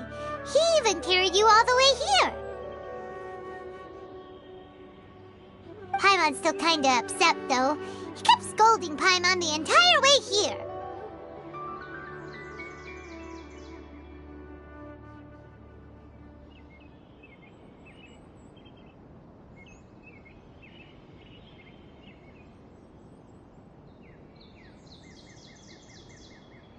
Oh no, I'm sorry. Master might have been overreacting a little. But, it's mostly because Paimon wouldn't stop yelling, "Why, oh why? Is she going to die?" It probably started to get under Master's skin after a while. Hey! Don't laugh! Paimon was genuinely concerned about you.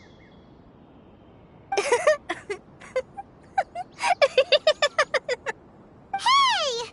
Now even Kale's starting to laugh. Ugh, that's it!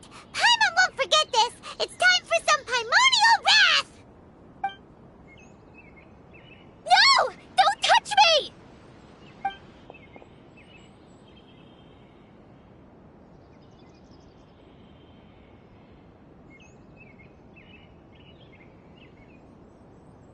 Oh, sorry, Kale. Paimon didn't mean to scare you. No, I just... I didn't mean that. Kale, are you okay? What's the matter? No, I'm... I'm fine. I'm sorry. I must have startled you both reacting like that. Oh, well, it's getting late now. Let's hurry back to Gandharville. I think Master and the others should be back by now, too. Huh? What was up with Kale just now? And why is she in such a hurry all of a sudden? Look, she's practically running back. Paimon can't even see her now.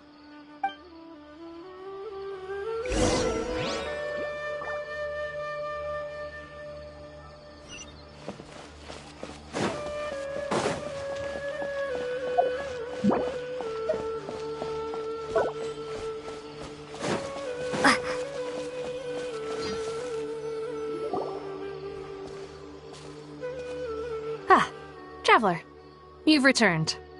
Yep, we're back. Have you seen Kale by any chance? Oh, Kale? Yes, I saw her go into her room just a moment ago. Oh, okay. Guess we'll just have to wait and talk to her tomorrow then.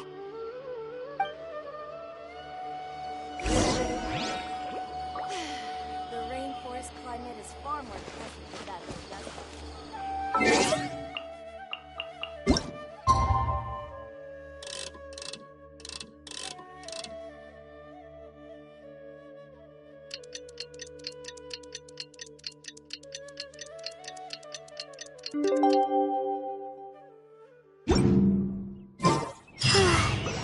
Paimon was thinking all night about what happened with Kale, and still can't figure out what the problem might be. Ah, it's you two. I was just about to go look for you. Huh? Tighnari? What are you doing here? Where's Kale? I came to check on Kale's condition. To put it simply, she's not well. You mean she's sick? How could she be... Oh, wait a minute. Could it be because of what Paimon did yesterday? No need to worry. Something as small as you could never harm her. This sickness is something that Kale has been dealing with for some time. Kale has been more excited than usual since you two arrived. A little too much so, to be honest. She hasn't remembered to take care of herself. I suppose it's understandable, though. She hasn't been around anyone she considered a friend for some time now. It must have been refreshing for her to have you two here. So, Tighnari, what's really wrong with Kale? Let's take this conversation elsewhere. Kale just fell asleep after taking her medicine. She needs some peace and quiet.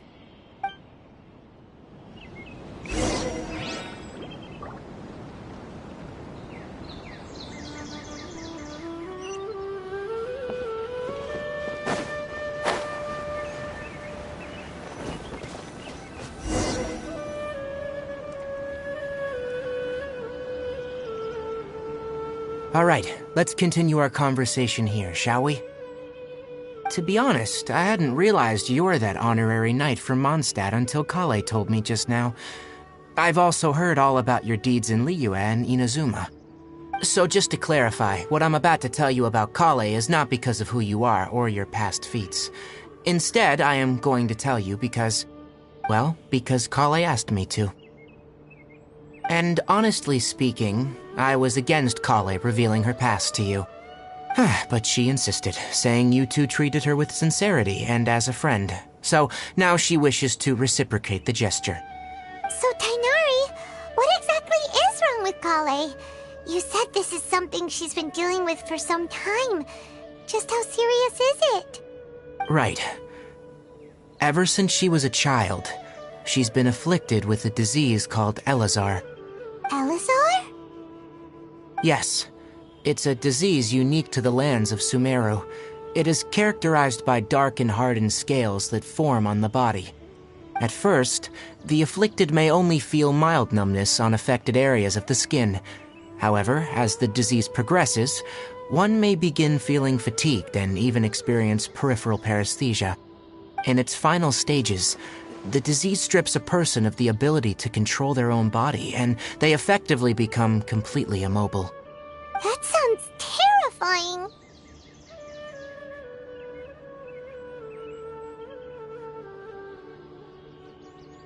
Wait, hold on. So when Kale seemed to be acting a little clumsy earlier, it was because... Correct. That would be the effects of Elazar, which is precisely why I do not want her carrying or holding anything, lest she ends up hurting herself.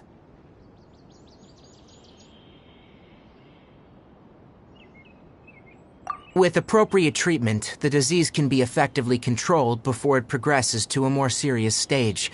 However, there is unfortunately still no true cure for Elazar. Nevertheless, Kale's mother still hoped that there was something out there. She handed Kale over to an organization known as the Fatui after one of their members lied and said they had a cure. What? The Fatui? Ah, it appears you already are familiar with them. That'll save me some explanation. Anyway, the person who eventually rescued Kale and brought her to me for care said that she had been given to a harbinger known as the Doctor. I have no idea how this doctor managed to do it, but her case of Elazar was completely stable for all the years that Kale was with them. However, Kale's days with the Fatui were anything but pleasant. Kale is a resilient individual and always tries to appear cheerful, but her experience with the Fatui has left deep scars. Even now, she can still feel deathly afraid of someone touching her. Oh, Paimon had no idea Kale's been through so much suffering. Oh, by the way, Paimon, Kale wanted me to tell you that she's sorry for scaring you yesterday. She also wanted both of you to know that she's sorry for hiding her illness. She doesn't need to apologize. None of this is her fault at all. Well said. I hope you'll get a chance to tell her that in person the next time you see her. Kale once thought that it would be impossible for her to have any real friendships. I trust that you two will never let my trainee experience such emotional pain again. Don't worry, Tainari. We'll take good care of her. Well, it's not too serious at this point. She overexerted herself the last couple of days, which is what led her to break down this time. As long as she has taken her medicine and gets plenty of rest, she should get better. Though I must admit that Kale's condition was much more stable when she first arrived here in Gandharvaville. She was interested in the work of the forest rangers the moment she saw us. I could see that she was serious about learning, so I felt compelled to ask her to join us. Her stamina has gotten much worse recently. Though a moderate amount of physical exercise is always necessary, I'm afraid the long-distance patrols are a little too much for her now. Alright, now that I've told you about Kale's past, I think I'll head into the rainforest to find some ingredients needed for her medicine. I'll see you two later.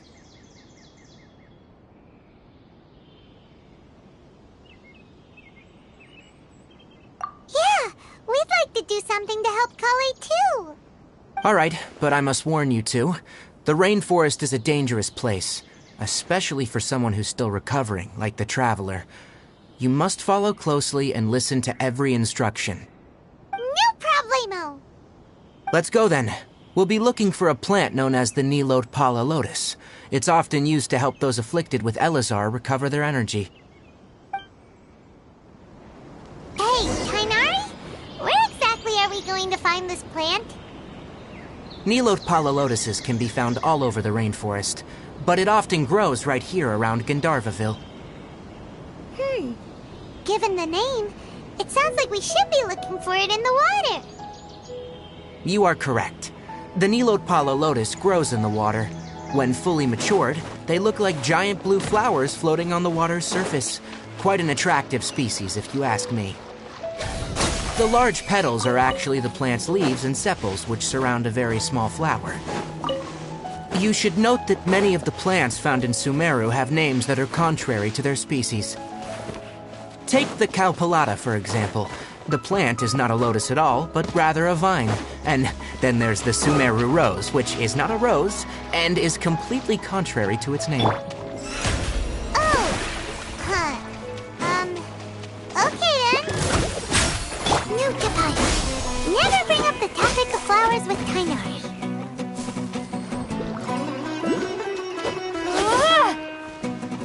Scatter! Gather!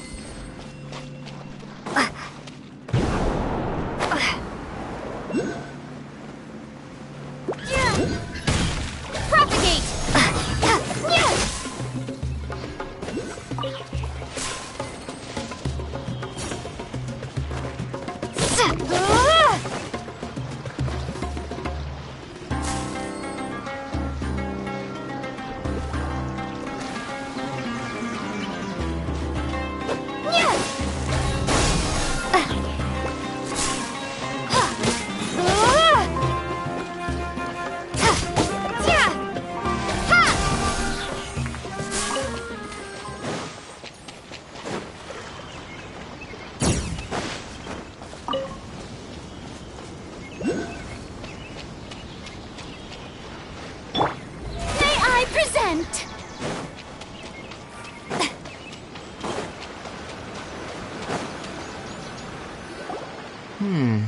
There should be Nilode Palalotuses growing somewhere in this area. Let's split up and begin searching. If you could manage to gather 4 of them, that would be sufficient. We'll rendezvous here once you've gathered the needed amount.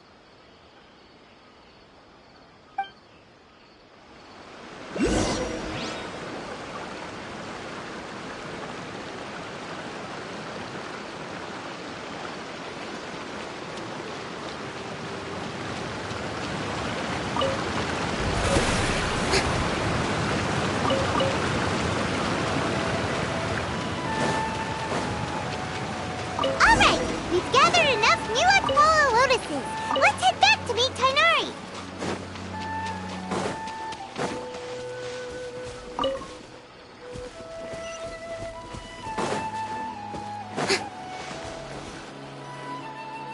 Hey, Tighnari! We found the lotuses you requested. Let me have a look. Good. Very good.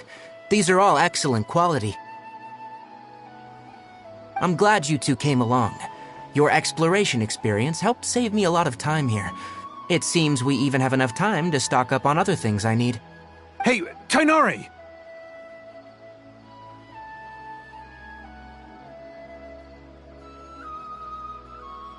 Oh, Tighnari! Someone's calling your name! They're dressed like a forest ranger. Ah, yes, that's Amir and the others.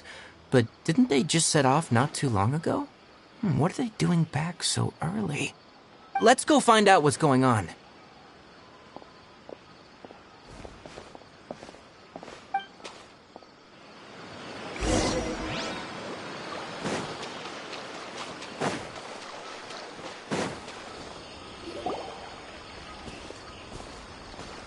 Tighnari, thank goodness we found you here. We were just about to head back and find you at Gandharvaville. What's going on? We just discovered a withering zone. The withering is back? But the patrol route you were on should have been already cleared just a week ago. It reappeared so quickly. Can you tell me the exact location? It's up ahead, deep in the river valley. It's appeared in a spot that blocks nearly the entire narrow part of the valley area, so we decided to come find you as quickly as possible. And the radius of the contamination? Sorry, I couldn't get a clear enough view to tell. No one in our patrol team had a vision, and it appeared to still be spreading, so we didn't risk getting any closer. Okay, I understand. You made the right decision. I'll go deal with it right away. In the meantime, please guide these two back to Gandharvaville. Wait, Tighnari! Why don't you let us help you? You two have only just arrived in Sumeru. You're still unfamiliar with many things in these lands.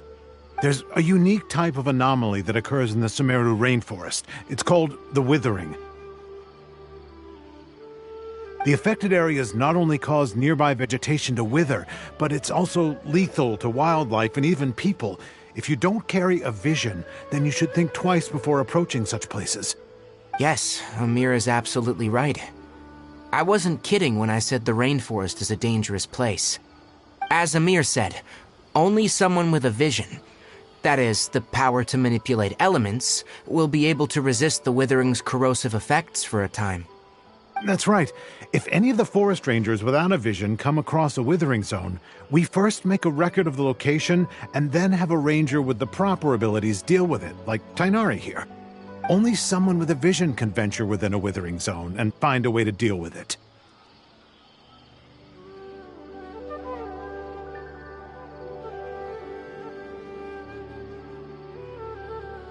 But you don't seem to carry a vision. Don't worry, she may not have a vision, but she's a real pro at using the power of the elements. See.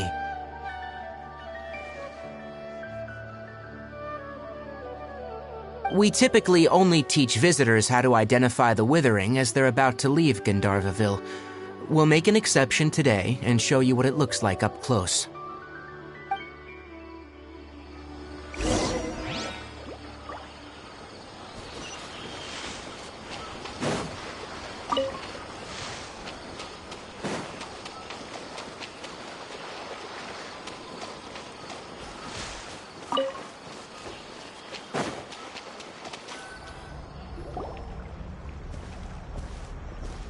Stop. Don't move any further. Look there, in the distance. Huh? Where? Oh, look! Those plants have withered! That whole area is kinda gloomy. Even the air looks like it's filled with ash. Oh, Paimon doesn't like the look of this. That is the withering. All right, Traveler. We're gonna have to enter that withering zone. Once inside, we'll need to look for what we call tumors of the withering. If we eliminate those, then the area will be saved.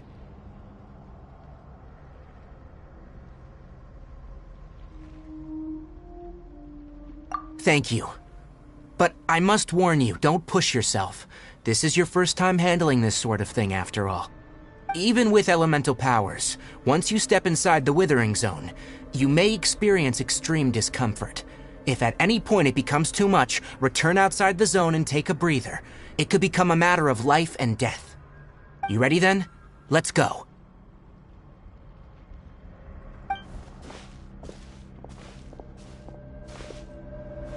First, we must locate any branches sustaining the withering zone.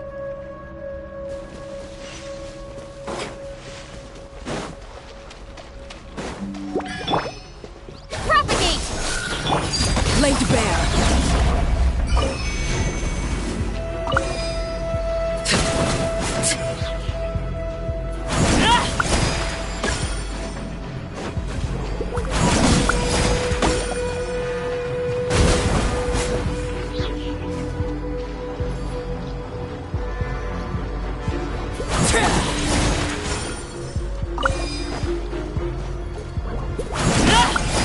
Great work. Now that all the branches have been cleared, we'll need to take care of the tumor.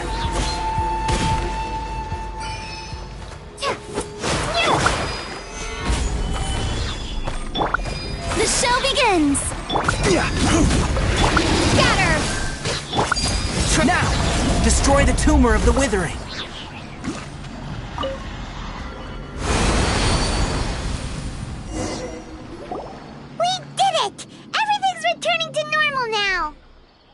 Yes. Thanks to you two, we were able to quickly restore this area back to normal. Tighnari? You make it sound like we did well, but why does Paimon have the feeling you're worried about something? It's that obvious, huh? Alright. It's like this. Recently, the rate at which withering zones appear has been increasing. Even though we were able to quickly clear that withering zone, it won't be long before another one appears. If that simply meant more work for me, then that wouldn't be an issue. But it's far more severe than that. The withering is leaving lasting effects on the rainforest itself. For instance, even though we cleared out the withering zone, many of the plants that were affected will not recover. This presents a crisis for the ecosystem itself. Many plants in the rainforest are already in decline, directly impacting the wildlife that depends on those plants. And most disturbingly, as the appearances of withering zones have started to increase, Kale's case of Elazar has also become more serious. Huh? But why's that? I'm still not sure of the exact reason. However, I've received word from acquaintances at the academia that similar cases are being reported for patients with other conditions.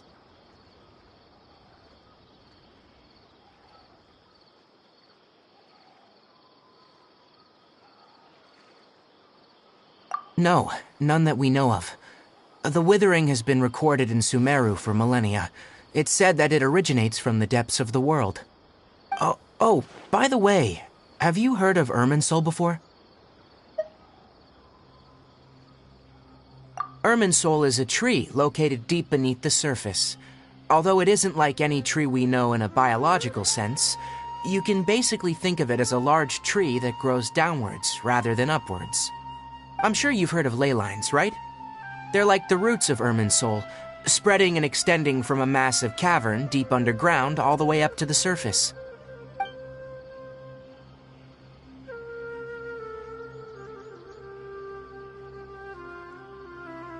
Ley lines continually absorb the memories of this world, which are then funneled into Irminsul, allowing it to collect knowledge and wisdom from ancient times to present day.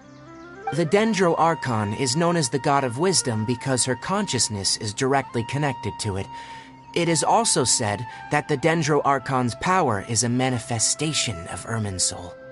And as for the Withering, its emergence is related to a disease that's affecting it.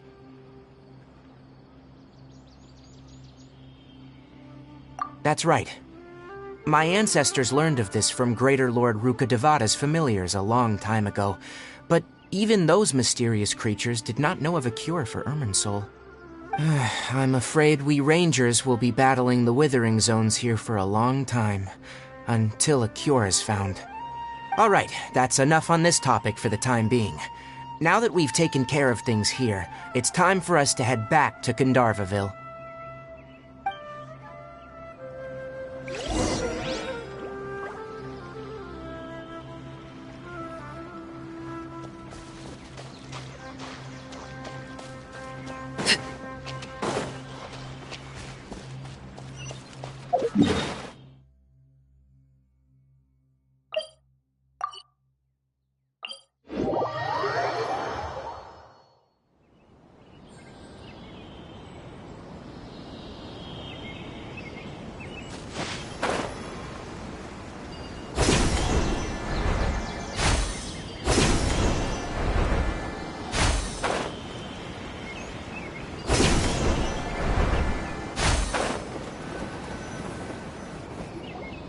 Oh, Tighnari, you all made it back. How did it go? The Withering Zone you reported has been taken care of. No need to worry. Huh? Wait, is that? Oh no, Hypatia!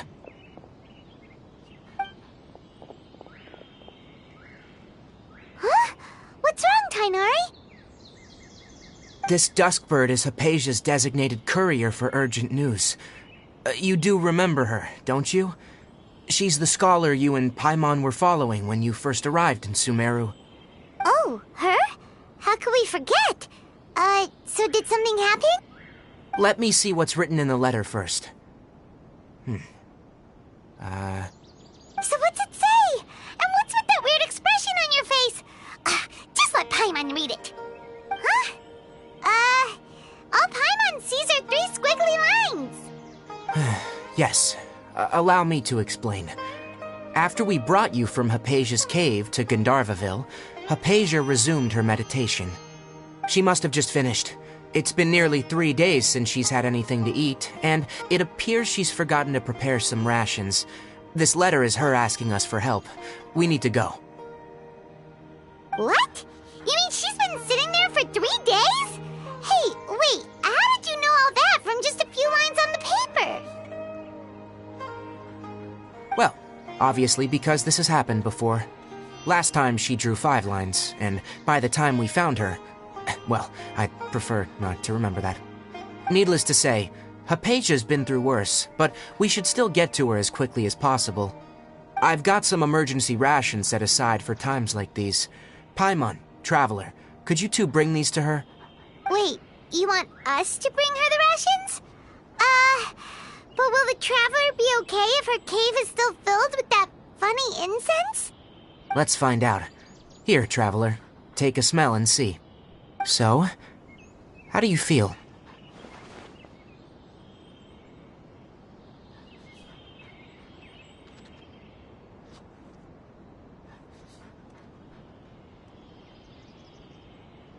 Huh? Really? You're not feeling even a little drowsy? But wait, how'd you know that she'd be okay this time, Tighnari? Back when we were clearing the Withering Zone, I observed that she could adeptly manipulate the Dendro element. I knew then that she would be fine. And if I may ask, when I was telling you two about Irminsul's ley lines, was what I described similar at all to what you saw when you were unconscious? That's correct. Those weren't hallucinations at all, though I don't intend to apologize for deceiving you. Because what you saw is of significant importance. Not just for the nation of Sumeru, but the entire world of Teyvat. My forefathers were shown much favor by Greater Lord Rukkhadevada. We took an oath to protect this nation together with her. Now that that duty has fallen to me, it was a part of my responsibilities to ascertain whether you could be entrusted with the fate of Sumeru. Now, after seeing you in action with my own eyes, you have earned my confidence, and I no longer feel the need to hide any secrets from you. When you passed out, your consciousness had connected directly with Irminsul. What you witnessed were actually real memories contained within Irminsul itself. I could try to tell you more, but it would be better if you went to ask Hypatia instead. Her focus on meditation and use of Spirit Borneal are aimed at establishing a connection with Irminsul, just as you did. That sounds nice and all, but will she really help us? Seriously, she completely ignored us the last time we tried talking to her. That was because when you ran into her, she was in a special phase of her training. During that time, she must avoid communicating with others. Please, wait here for a moment.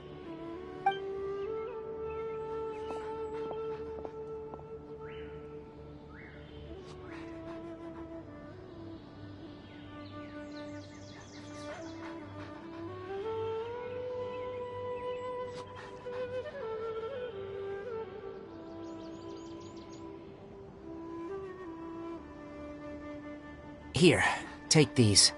It's a meal I packed for Hypatia, as well as some other ingredients. I'm sure it'll come in handy. Also, here's a letter that I would like you to give to her. Just show it to her, and she'll answer any questions you may have.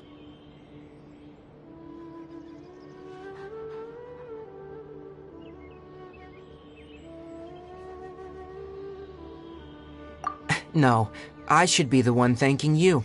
You've both been a great help these last few days.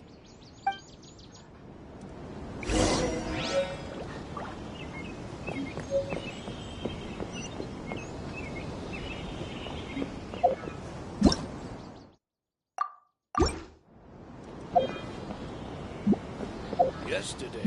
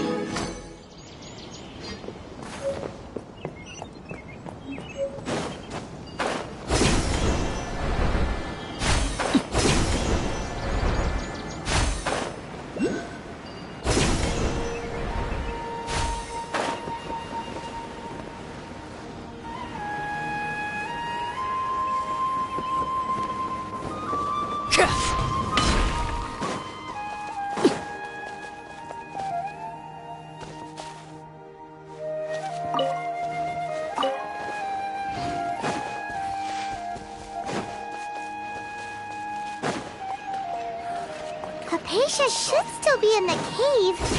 Let's go inside and see how she's doing.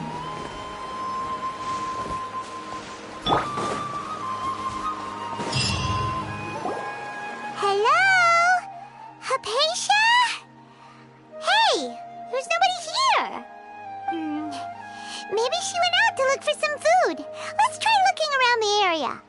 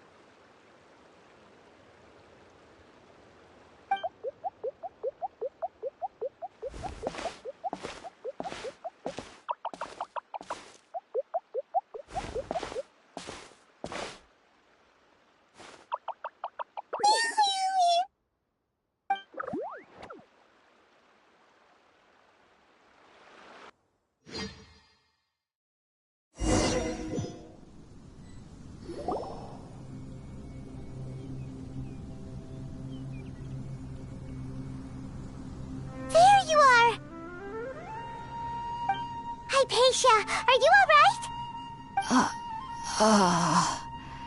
So hungry. Eat water.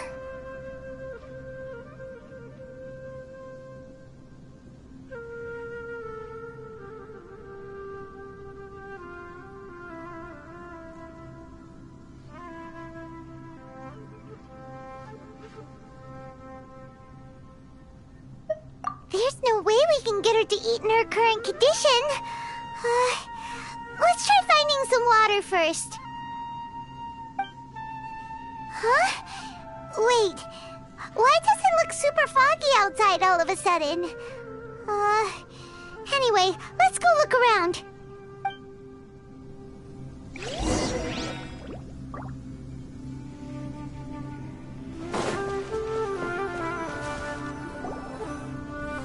Huh? How'd things out here end up looking like this? What happened? And where are we? Really? Oh, maybe you're right. Let's go investigate the area.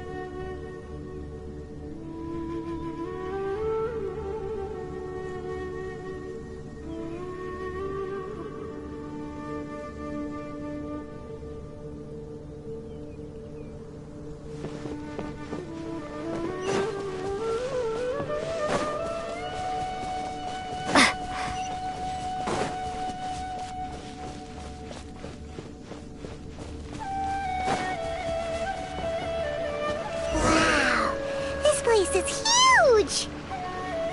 Paimon knew there's something off about that cave. Let's think of a way to get over there and have a closer look. Who knows? Maybe we'll find a lead of some kind. Overruled.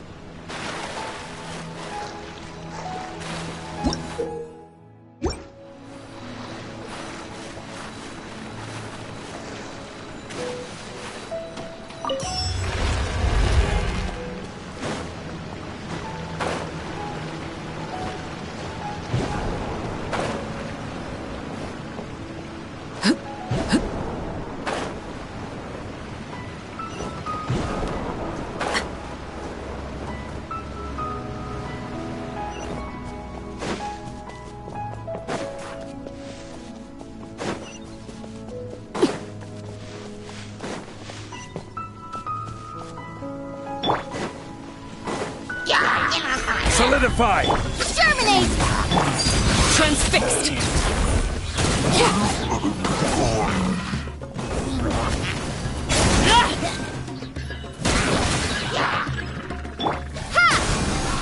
Showing you praise!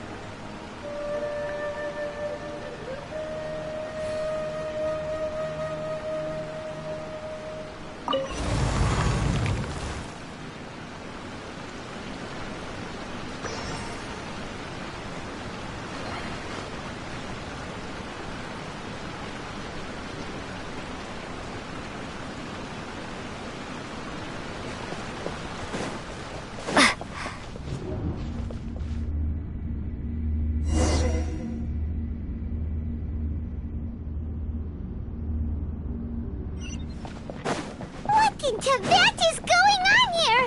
This place is getting weirder by the minute! Hey, what's the matter? You don't look so good.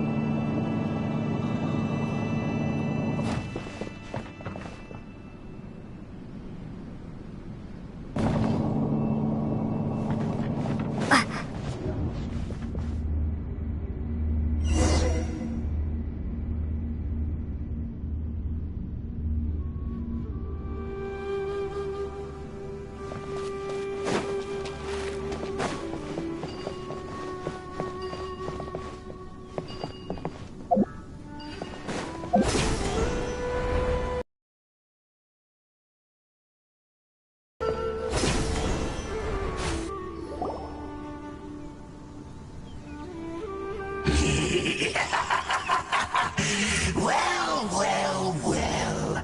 Looks like we meet again, traveler. The Abyss Herald! What are you planning to do in this strange place? Strange place? Plotting? You needn't worry about such things. They don't concern you. Bow before the Abyss! Decimate! Scatter! Gather!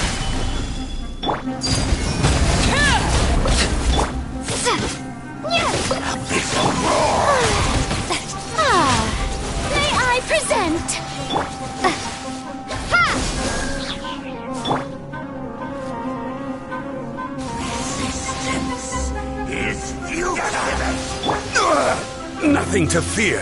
Stabilize. All life will perish. Propagate! The end. Lay to bear.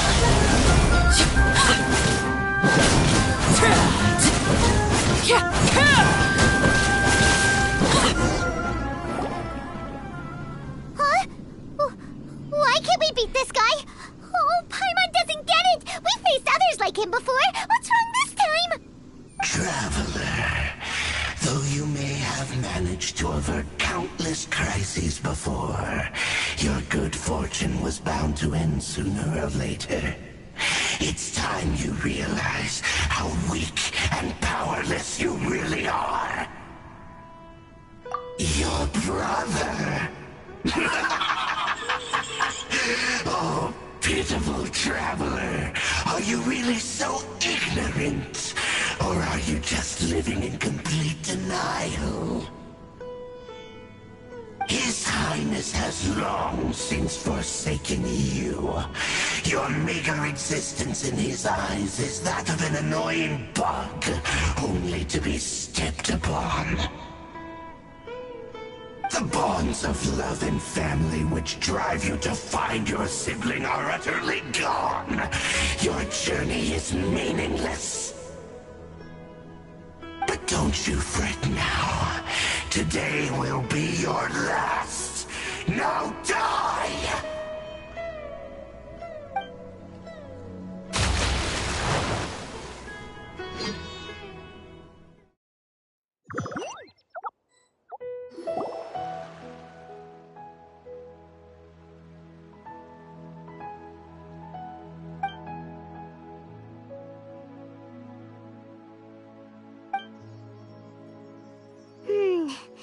What do we do? We haven't seen Hypatia anywhere out here. Oh, there she is! Quick, let's see how she's doing. Ah, so sweet. Mmm. Well, the good news is that she's still conscious. Hey, why'd you drop her food on the floor like that?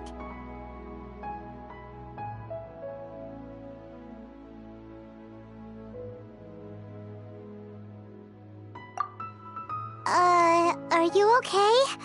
That's really not like you. Anyways, we can talk about this later. We better make sure she's alright first.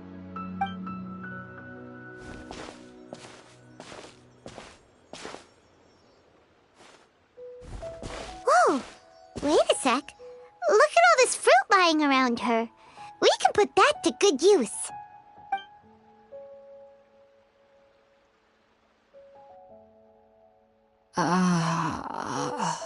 Who is there? Tainari, is that you? Huh?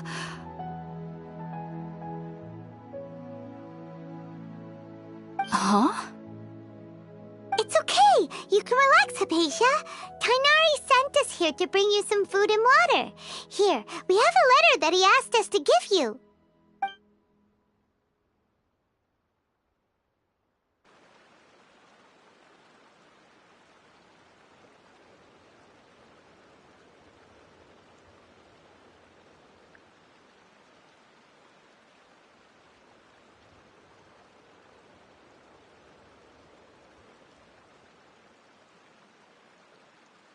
I see. So, you're friends of Tainari. I apologize for all the trouble I've caused you. I'm grateful that you came so quickly to save me. You even brought all this fruit. Well, actually, we didn't bring the fruit. It was already here when we arrived. We were kind of wondering about that, actually. When we found you here, there was all this fruit lying around and even some juice dripping from your lips. How did you end up like this anyway? Oh, really? I seem to understand now. All the fruit was likely from my, neighbor. Must have come by and saw me like this. Your neighbor? You mean there's someone else living nearby?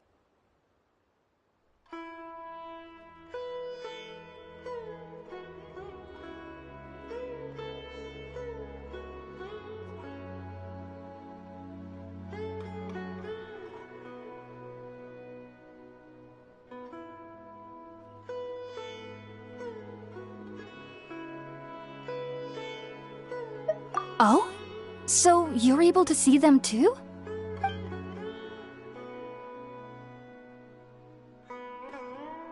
Wait, hold on a second, Traveler. You say that before we arrived, you saw some mysterious creature and suddenly had a strange dream? Isn't that a little too crazy to believe? No, I actually do believe what the Traveler is saying. I myself had a similar experience once before and ended up scaring my timid little neighbor here. You needn't worry. They mean you no harm. They only dragged you into the dream because they hoped to buy themselves a little time in order to scurry away. So, Hypatia, just what kind of creature is your neighbor exactly? I'm not sure what it's called, to be honest. But I do know that they have some sort of deeper connection with the Dendro Archon. I know this because the first time I saw them was also the exact day my consciousness was able to form a connection with Irminsul.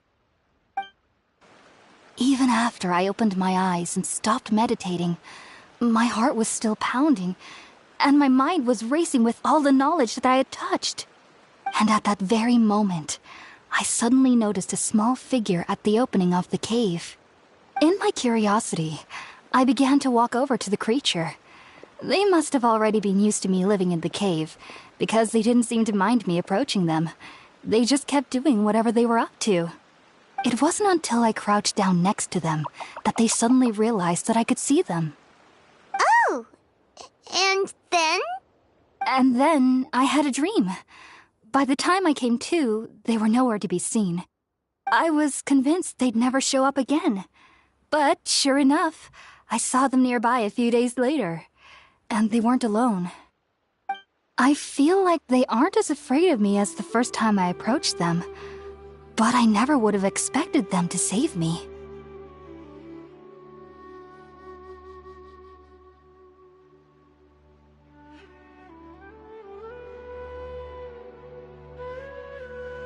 Yes, no doubt about that.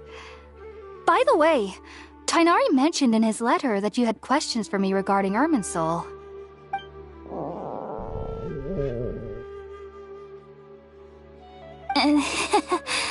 Sorry about that. Sounds like just drinking juice still isn't quite enough for my stomach. Well, if somebody hadn't dropped the food earlier... Anyway, looks like we'll need to prepare something ourselves. Besides, Paimon's getting hungry too. Let's eat first and talk about Irminsul later. Alright, we're up, Traveler. Today's menu will feature Sweet Madame and a radish veggie soup. You'll love them, Hypatia. They're our specialties after all. Sounds good. I've never tried any dishes from other nations before.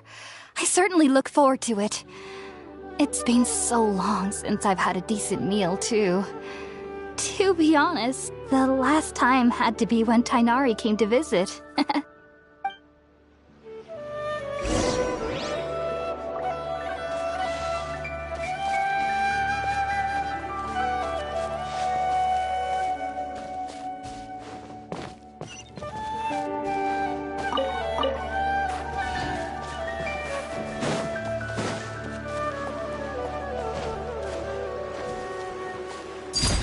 Transfixed!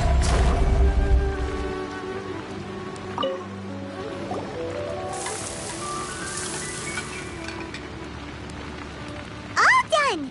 Let's use the empty box that Tighnari gave us since we already watched it. Oh, it smells amazing! And the box is a nice touch, too! Let's go serve this up and start eating with Hypatia!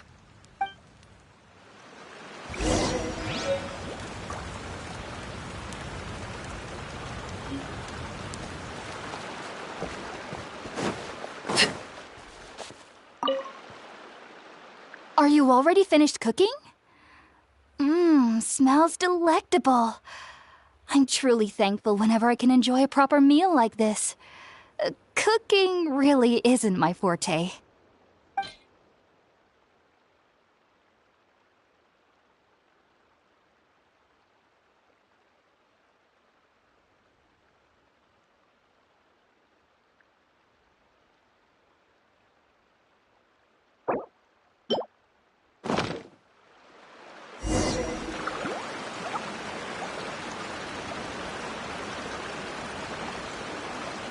Even though everything you mentioned was in Tighnari's letter, it's still hard to believe you were able to connect with Irminsul immediately after smelling Spiritborn eel for the first time. It took me nearly 3 years before I could do so. And everyone at the Academia even lauded me as a genius. You should know that some researchers spent their entire lives without ever successfully connecting with Irminsul as you have. So why does this incense allow people to connect to Irminsul? The ingredients used to make Spiritborn ale primarily consist of plants created by Greater Lord Rukkhadevata. These special ingredients are conducive to heightening our senses to the Dendro Archon's power. Since the root of the Dendro Archon's power lies within Irminsul, we can occasionally tap into her powers to peer into the depths of the earth.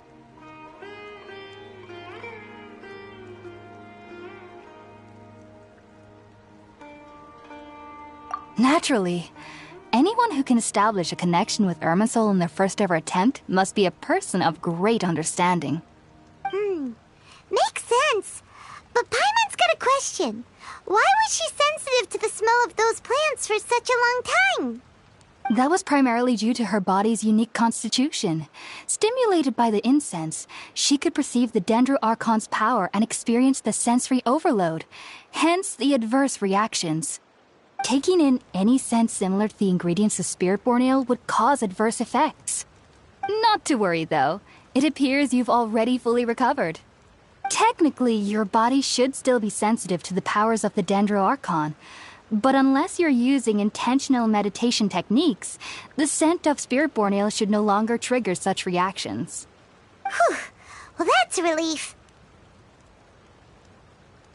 I must admit, I am quite envious of your abilities. Even if it meant suffering from pounding headaches for the rest of my life, I'd consider it worthwhile so long as I could connect with Irminsul at will.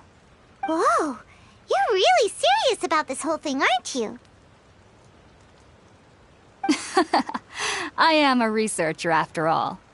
As a member of the Ritaoist Archon at the Academia, my main area of research is the stars and their connection to the fate of living beings. But there is still so much we don't know, especially regarding the mysteries that lie in the starry skies. Which is why I must turn to the all-knowing Irminsul for answers. If only my perception wasn't so limited. Unfortunately, I cannot guarantee that my every attempt to attune with Irminsul will be successful, or that doing so will leave my consciousness intact. I am currently in the stage of training known as Satyavada life. Many researchers in Sumeru have lost their minds while seeking to attune with Irminsul during this stage. Sages have said that Irminsul contains divine knowledge, and touching such knowledge without the proper preparations and abilities will only lead to one's mind caving in on itself. That's why we meditate alone. We need to ensure that our minds will be calm while minimizing the possibility of involving anyone else. Whoa, so knowledge from Irminsul could be super dangerous. Don't you ever feel afraid of the risk, Hypatia? Of course I do. Especially during nights that are pitch black with no moonlight, and dead silent without even the sound of insects. However, I've been feeling better as of late. I don't get as scared anymore knowing that I have a little neighbor living nearby. I believe that being able to see them is a sort of blessing from the Dendro Archon. But what's strangest of all is that they're clearly an envoy of the God of Wisdom herself, and they have the curious power to make people dream. What's so strange about that? It doesn't sound so out of place for a divine being, does it? Well, it's strange because nearly nobody in Sumeru can ever dream. Huh. Is that true? Yes, well, to an extent. Only children can dream in Sumeru. Adults, however, never do. The sages say that wisdom implies rationality, but that which occurs in dreams is often neither rational nor logical.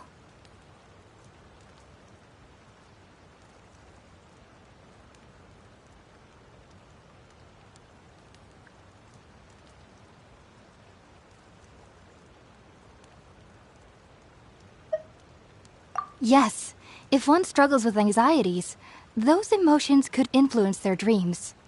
The fact that the people of Sumeru do not have dreams is seen as a blessing by the sages. They believe that Greater Lord Rukkhadevata, wisdom, is keeping us away from become a researcher. Sure enough, I never dreamed again. But then, on the day I scared the little Lara...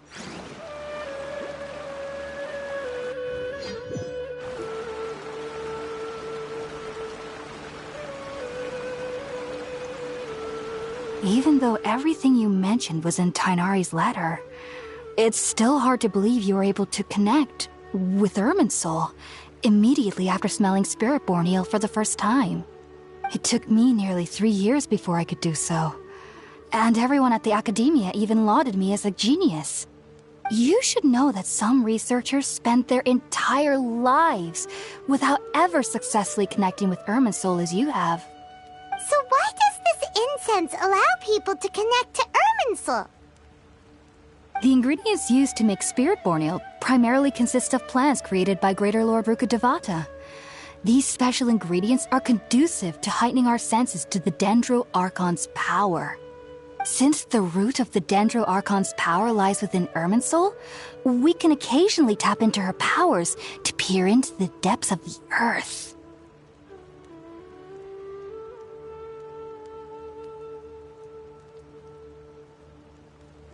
Naturally, anyone who can establish a connection with Irminsul in their first ever attempt must be a person of great understanding. Makes sense. But Paimon's got a question.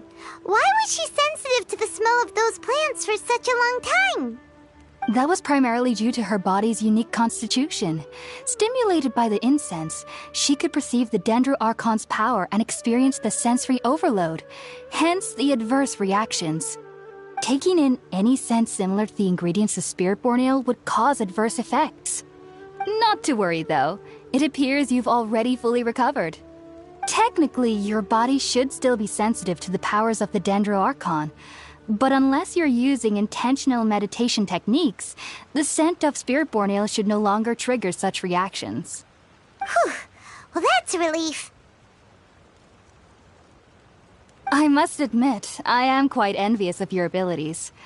Even if it meant suffering from pounding headaches for the rest of my life, I'd consider it worthwhile so long as I could connect with Irminsul at will. Whoa, you're really serious about this whole thing, aren't you? I am a researcher after all. As a member of the Ritaoist Archon at the Academia, my main area of research is the stars and their connection to the fate of living beings. But there is still so much we don't know, especially regarding the mysteries that lie in the starry skies. Which is why I must turn to the all-knowing Irminsul for answers. If only my perception wasn't so limited. Unfortunately, I cannot guarantee that my every attempt to attune with Irminsul will be successful, or that doing so will leave my consciousness intact. I am currently in the stage of training known as Satyavada life. Many researchers in Sumeru have lost their minds while seeking to attune with Irminsul during this stage. Sages have said that Irminsul contains divine knowledge, and touching such knowledge without the proper preparations and abilities will only lead to one's mind caving in on itself. That's why we meditate alone. We need to ensure that our minds will be calm while minimizing the possibility of involving anyone else. Whoa, so knowledge from Irminsul could be super dangerous. Don't you ever feel afraid of the risk, Hypatia? Of course I do. Especially during nights that are pitch black with no moonlight, and dead silent without even the sound of insects. However, I've been feeling better as of late. I don't get as scared anymore knowing that I have a little neighbor living nearby. I believe that being able to see them is a sort of blessing from the Dendro Archon. But what's strangest of all is that they're clearly an envoy of the God of Wisdom herself, and they have the curious power to make people dream. What's so strange about that? It doesn't sound so out of place for a divine being, does it? Well, it's strange because nearly nobody in Sumeru can ever dream. Huh. Is that true? Yes, well, to an extent. Only children can dream in Sumeru. Adults, however, never do. The sages say that wisdom implies rationality, but that which occurs in dreams is often neither rational nor logical.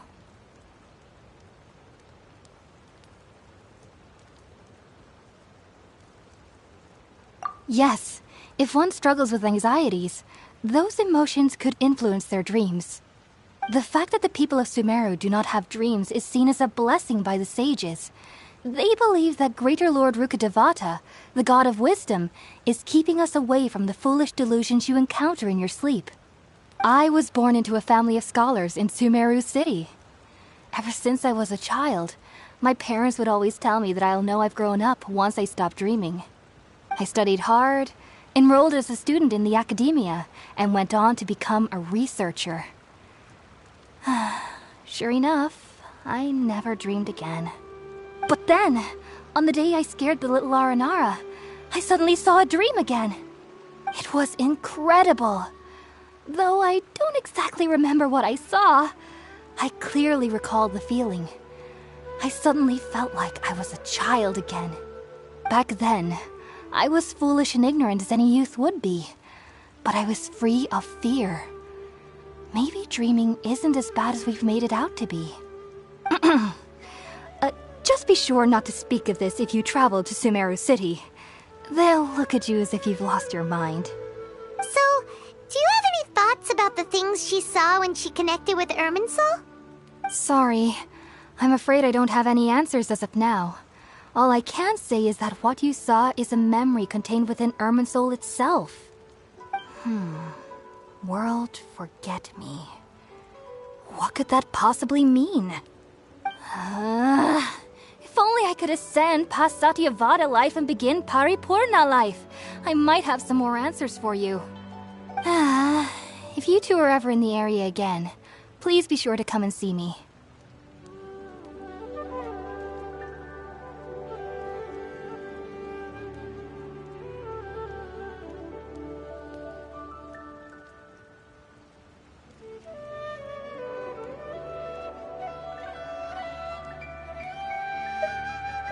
There's no need to be thanking me. You two are my saviors. Besides, I'm already looking forward to tasting some more of your cooking. Now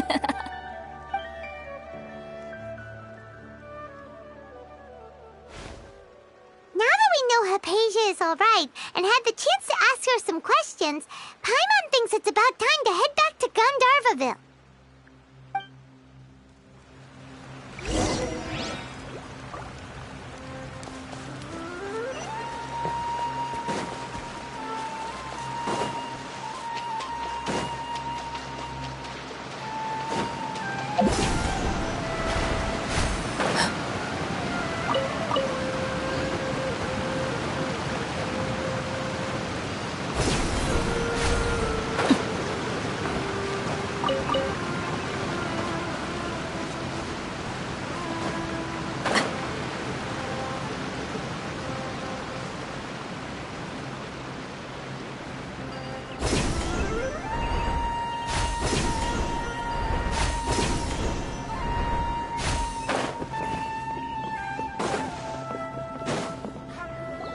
Think about it, Tainari. Refusing to join is tantamount to burying your head in the sand.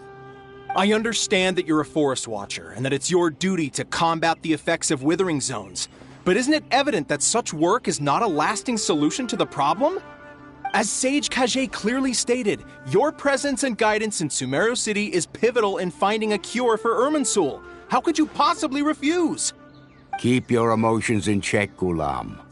Let's at least listen to Tainari's reason for declining. We're here to invite him to the Academia, not to cause a scene. Sage Kage, I am truly honored that you came here in person, but I'm afraid I must still decline your invitation. I am merely a forest watcher. How could the great minds of the Haravatat have any need of someone like me? Well, it turns out that your refusal letter had some implications on your master's reputation.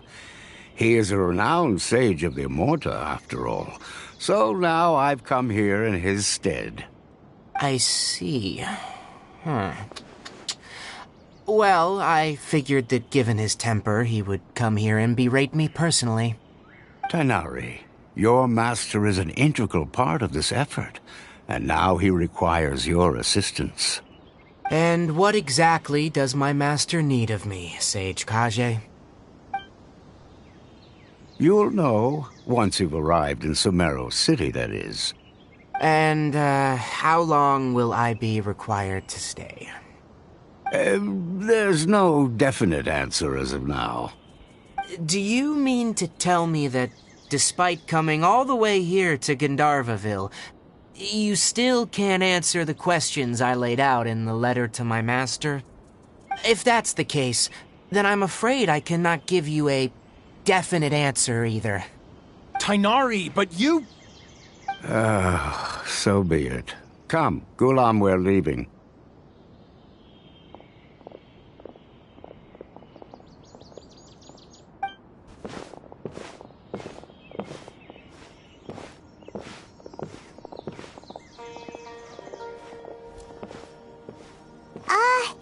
Tighnari, what was that all about?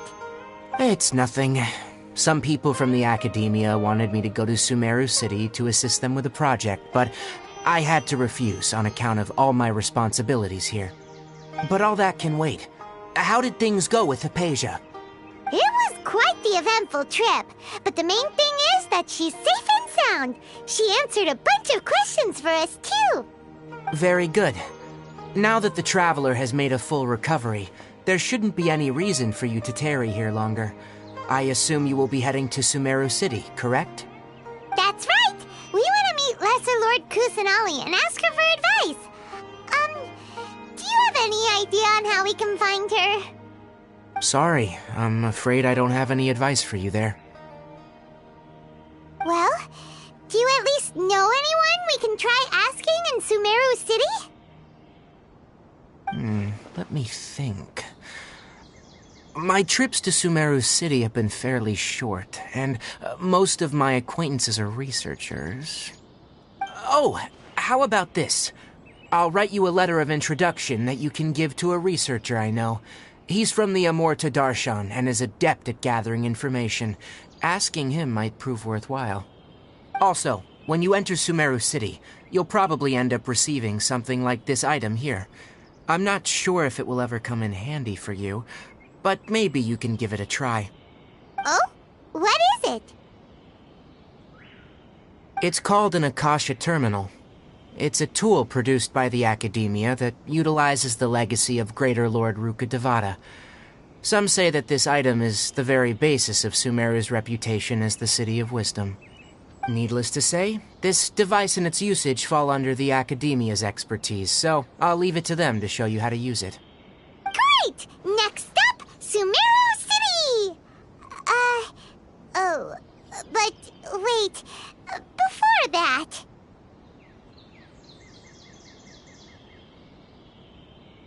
That's right! Tighnari, we have something important to say to Kale before we leave. Is she doing better now? Yes, she's doing much better. After being confined to her bed all this time, I thought a little walk would do her some good. Last I saw her, she was taking the path towards the North Crossing. She knew you two would be leaving soon, so she must have wanted to see you off. Thanks, Tighnari. All right, let's go! Farewell, and good luck to you both.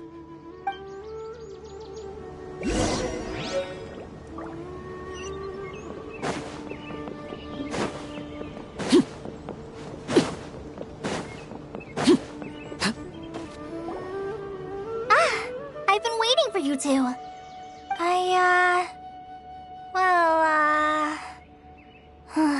Never mind. I guess I should just wish you two a safe and successful journey. Thanks for waiting here just to see us off, Kale. We're headed to Sumeru City.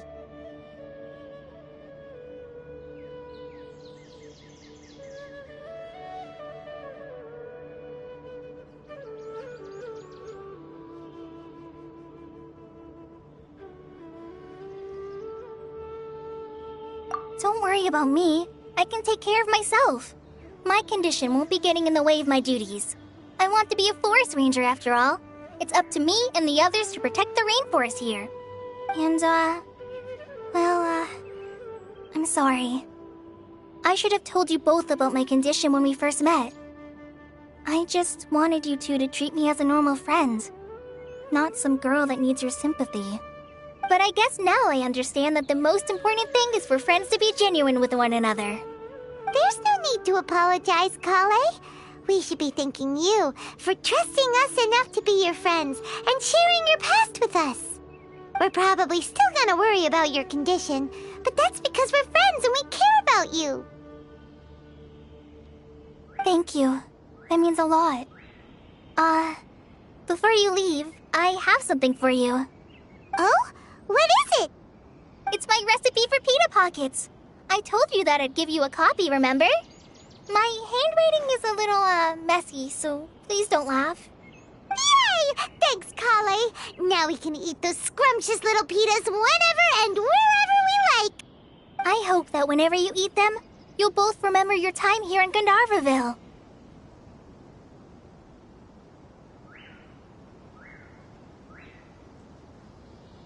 Well then, I, trainee Forest Ranger Kale, bid you both farewell. Please visit Gandharvaville again. The Rangers will always be ready to assist you here.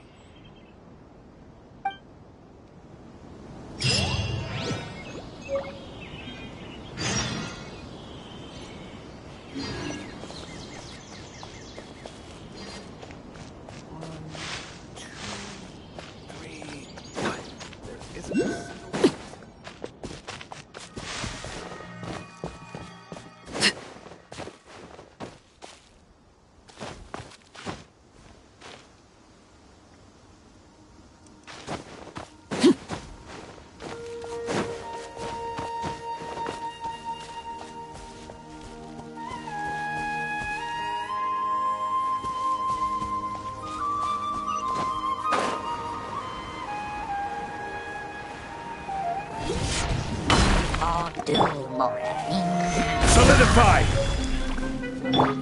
Overrule!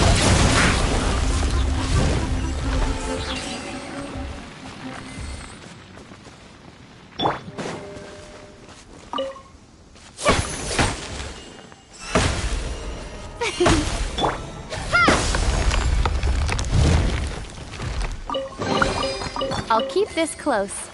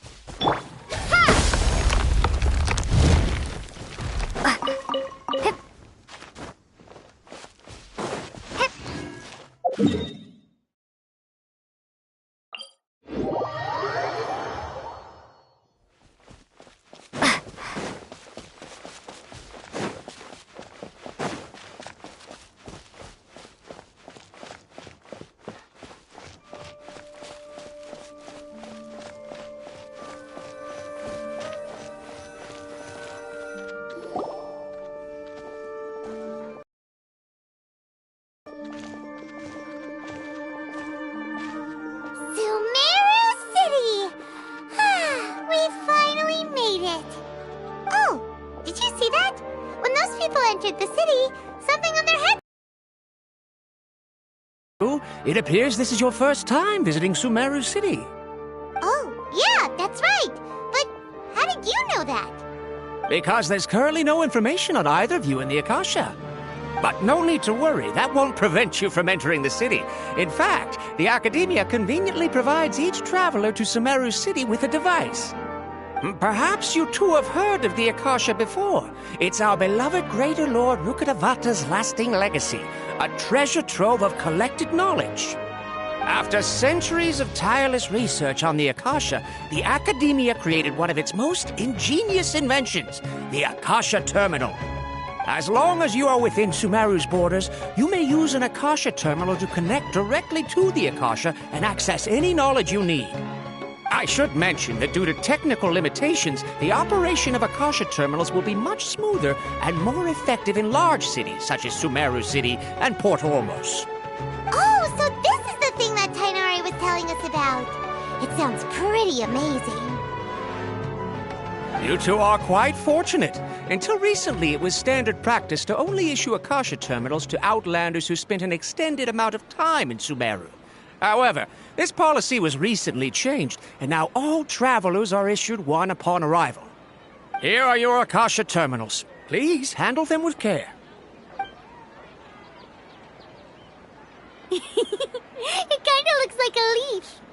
To activate it, simply hold it in your hand and say the following phrase to yourself. May the mighty God bless us with their voice of wisdom. Oh!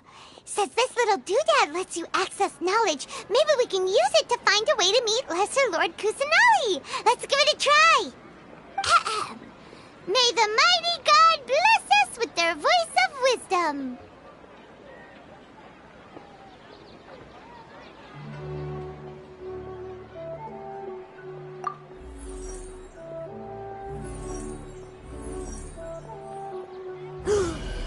Whoa! Just now, something clicked, and Paimon suddenly knew how to use this thing. It seems all we need to do is concentrate on what we want to know, and bam! You get it. Oh, that'll come in real handy. Exactly. That is the power of the Akasha. And with that, let me officially welcome you both to Sumeru City. May the wisdom of the Dendro Archon always be your guide. Okay, now that we're in, we can check the Akasha about Lesser Lord Kusanali. Let Paimon try. 500 years ago, the sages found a newly born deity from within some scorched ruins. The deity now resides in the sanctuary of Suristana. Seems pretty similar to what Kali was telling us. Okay, next, let's concentrate on asking how to meet her.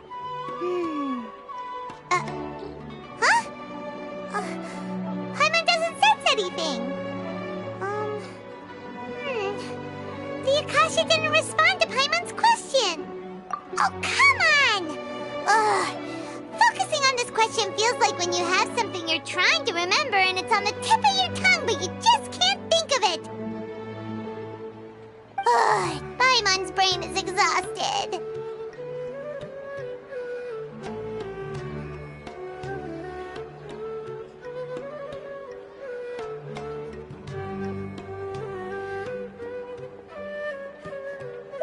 Oh, smart idea! But what are you going to ask it?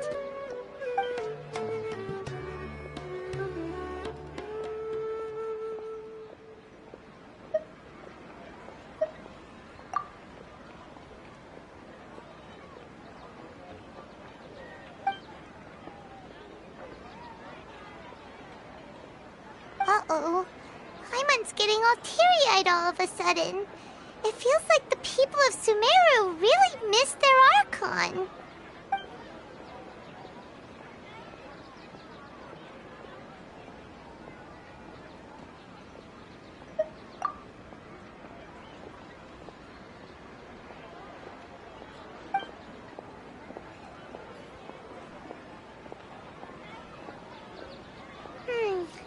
You too? Well, glad it's not just Paimon.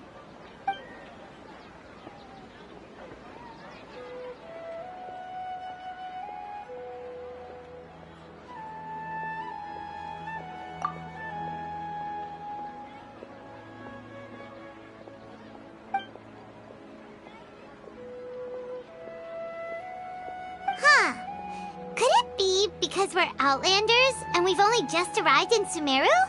You know, maybe we're not qualified to receive an answer to this sort of question or something. Well, seems no matter which way we try, we can't find anything that'll lead us to Lesser Lord Kusanali. Guess our only choice now is to try meeting with the researcher that Tainari recommended. He's from Sumeru and even has a position in the Academia. Maybe he'll be able to access more info from the Akasha. Let's see. Tainari wrote an address on the letter's envelope. Oh, it's not far from the city's gate. Let's head over and have a look. Hopefully he's at home.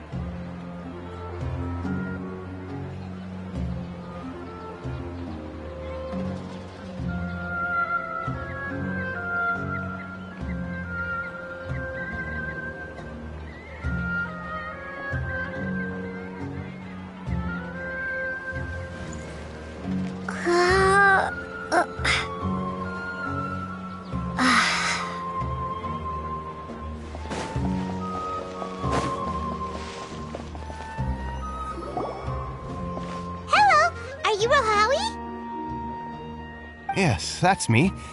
Can I help you? Great! You see, Tainari sent us here and... What? Tainari?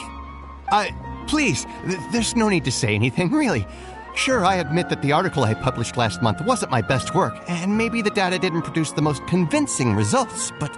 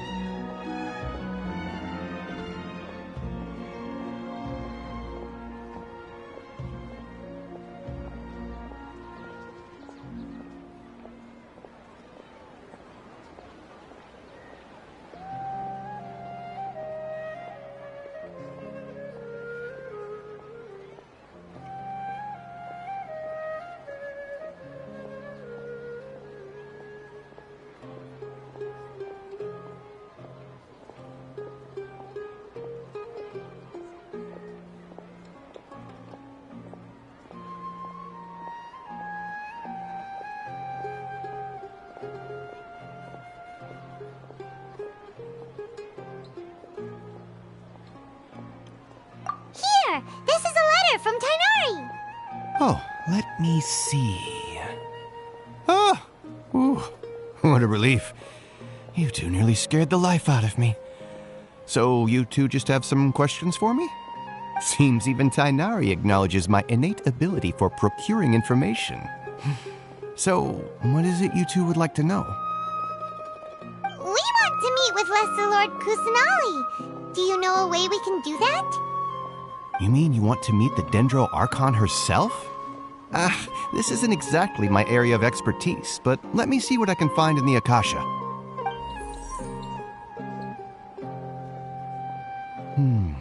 Sorry, the Akasha didn't respond to my query. What? You too?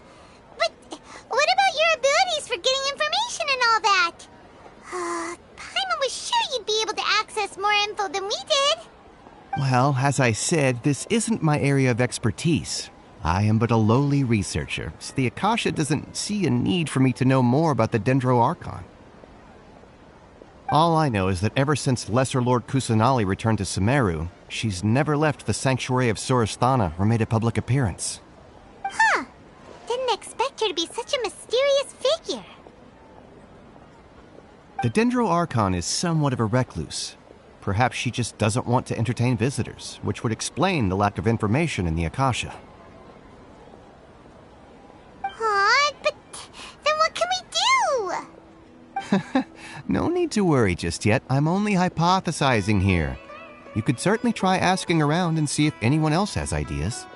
And besides, you two should consider the bright side of things. Not being able to see Lesser Lord Kusanali may not be a bad thing. In this world, there will always be information you cannot obtain from the Akasha and things you can never accomplish. Knowing when to yield is a form of wisdom. Take me, for example. It's a miracle if my brain cells can spit out one paper every 3 years. But Tighnari? That guy can publish 3 papers in just a single year. Okay.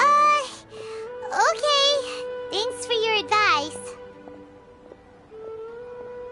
Don't mention it. If you two ever want information about things like who's been promoted within the academia or relations between the 6 great sages, come find me. Hey, come on! This is a survival skill at the academia. Oh, Paimon's expectations were pretty low, but this is so low it's like digging holes in the dirt. So what do we do now? Even if we want to talk to someone, we don't know anybody here.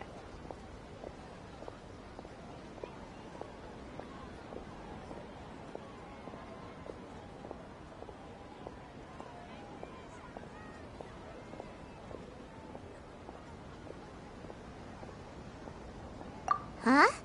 Like who? Oh, you're right! Catherine! The Adventurers Guild has its own intel network. Let's hurry and find her.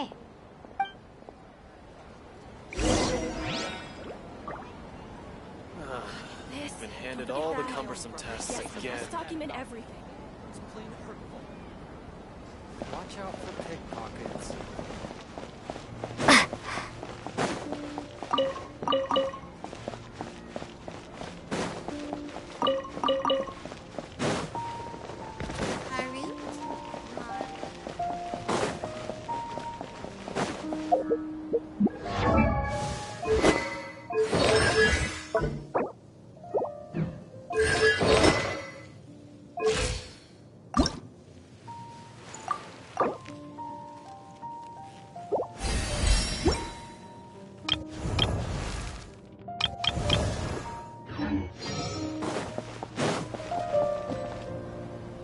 Ad Astra Abyssosk. Hello, Traveler in Paimon. Catherine, we need your help with something. Understood. The Adventurers Guild is always ready to serve you. With what do you require assistance? We want to meet with Lesser Lord Kusanali. Do you know a way we can do that? You two wish to meet with Sumeru's Archon. Understood. Please wait.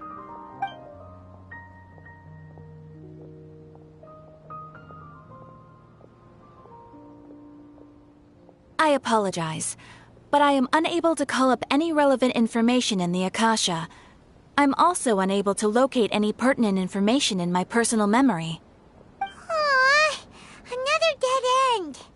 Well, if Catherine can't help us, then we really don't know anyone else to ask now. Please do not worry. I may know of someone who can help you two. In Sumeru, the Adventurers Guild does not serve as the vanguard of information. Rather, there are numerous active mercenary groups collectively known as the Eremites. They take on various contracts and work all across Sumeru, so they naturally accrue intelligence. An Eremite brigade called the Corps of 30 is in charge of Sumeru City's defenses. Not only are they the oldest brigade, but they are responsible for managing and coordinating the affairs of all other mercenary brigades. Corps of 30? What a weird name. Supposedly, they are named as such because their ranks numbered 30 at their inception. Asfand, an advisor with the Corps of 30, maintains good relations with the Adventurers Guild. Though he's already retired, he and his words carry great weight within mercenary circles. If you'd like to get in contact with him, you can find him at the Corps of 30's headquarters, the Citadel of Regzar.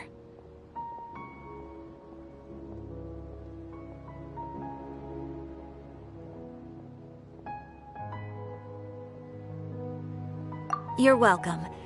I wish you two the best of luck. We look forward to your exploits in Sumeru. All right, off to the Citadel of Regzar we go!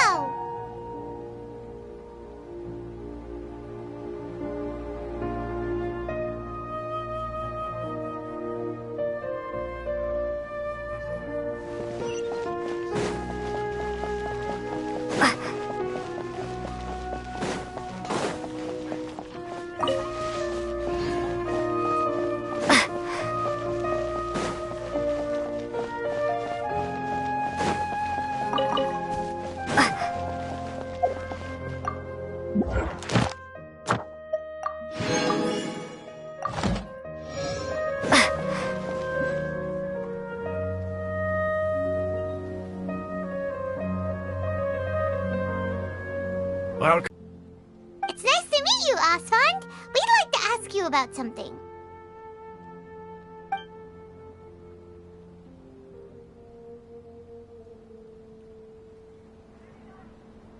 I see. So, Catherine's the one who sent you this way. Ha!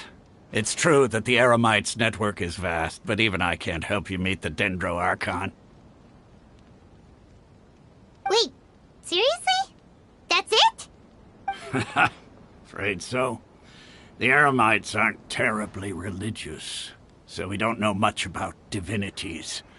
As far as the Akasha goes, we can access even less than you. We originally came from the desert. The gods there died off long ago. Since those days, we've used our own 2 hands to carve out a living. We don't beg gods for their aid. It isn't just us, though. If you ask me, I think most in Sumeru aren't interested in Lesser Lord Kusanali. Oh? Why's that? Just take the Academia, for example. They're the ones who truly rule Sumeru. Although they believe in gods, most of them only care for the late Greater Lord Rugudevada. In their eyes, she was the one who founded Sumeru and gifted us with the Akasha. Lesser Lord Kusanali just happened to inherit her legacy.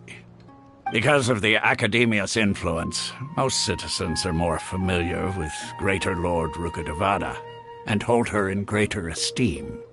Not to mention that Lesser Lord Kusanali never makes an appearance, and the Academia never announces anything about her. As far as the people of Sumeru are concerned, she's just a god that exists. And that's all. Really? Aw. After hearing all of that, Paimon sort of feels bad for Lesser Lord Kusanali. Ha! But who knows? We're all just guessing when it comes down to it. Besides, I'm sure the God of Wisdom doesn't worry about her reputation among people like us. All right. Well, thanks for the info, Osfond. No problem. Always happy to help out the Adventurers Guild.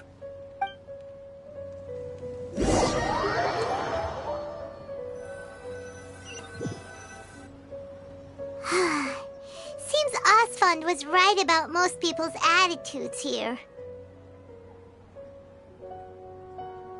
Not only are they not interested in the Dendro Archon, they even say stuff like, if the Akasha doesn't think I should know, then I don't need to know about it. We've been asking for information non-stop ever since we got to Sumeru. But the harder we try, the more helpless everything seems. Isn't there at least one person in this entire city who cares about Lesser Lord Kusanali? Oh, you two are interested in Lesser Lord Kusanali? Huh? Who are you? From the sound of it, you two are Outlanders who recently arrived here. You've been asking around for information on Lesser Lord Kusanali, right? Oh, I'm sorry. I forgot to introduce myself. I'm Dunyarzad, one of Lesser Lord Kusanali's faithful followers. Whoa, really? Then do you know how we can meet with her? I'm afraid I can't help you with that. But your conversation earlier did happen to remind me of a legend about the Dendro Archon. Sure. It goes like this. Long, long ago, there was a man who heard a prophecy. It predicted that a great calamity was about to befall him. Panicked by what he heard, the man sought out the Dendro Archon in hopes that she would bless him with the wisdom to help him escape his predicament. The man journeyed across deserts and through rainforests and experienced tribulations of every kind. However, he still couldn't find any trace of the Dendro Archon. In despair, he thought, alas, the Archon has abandoned me. He then had no choice but to sorrowfully resign to his fate. Okay, and then what happened? And then, the calamity came. But to his own surprise, the man felt somehow emboldened by the trials of his journey. By relying on his own strength, he managed to overcome the adversity. At that moment, a bird perched upon his shoulder. This bird was, in fact, an avatar of the Dendro Archon. She said, Oh, Archon Seeker, do you now understand? She and her wisdom have long been found by you. Along your journey, we were in every flower and blade of grass, every ray of sparkling sun, and every breath of dancing wind. So long as you continue to think and ponder, we'll be wherever you go.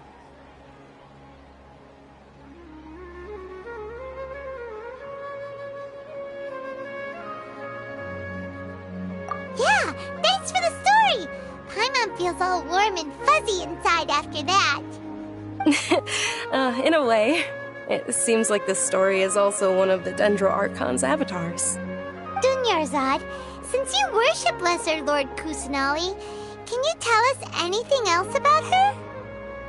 Of course. So did you two know that, I'm terribly sorry, but it seems something's come up now. Let's chat another day.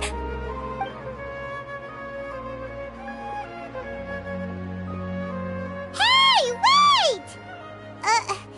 What the heck just happened?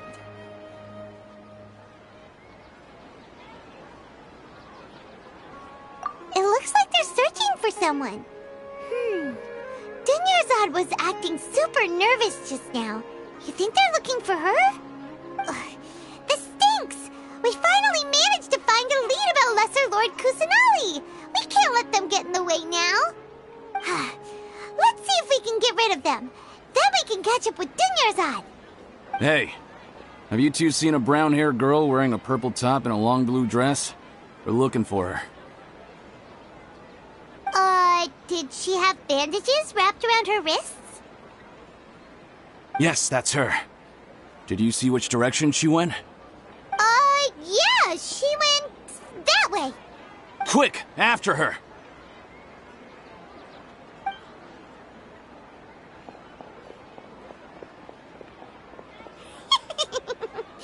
That should keep him busy for a while. Let's hurry and find Dunyarzad.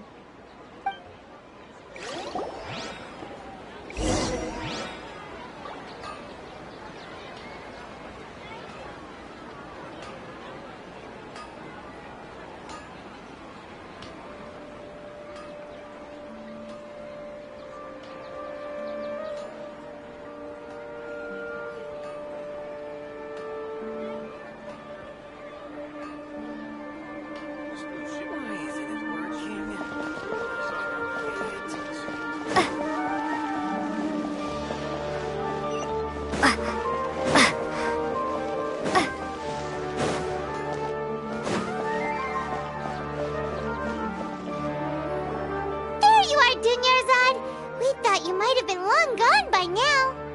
Oh, it's you two. Oh, you startled me there. You can relax now. We threw those people looking for you off the trail. Really? Thank you so much. Unfortunately, I believe there's still more of them out there looking for me.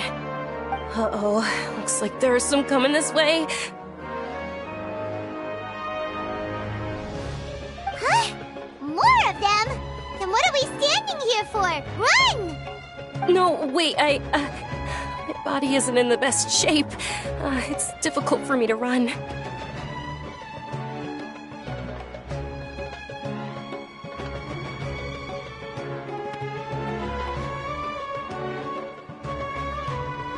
Okay, sounds good. There's a tavern on the other side of the port we can go to. They probably wouldn't expect me to hide in a place like that. All right, let's move out. Stay behind us. We'll keep an eye out for anyone looking for you.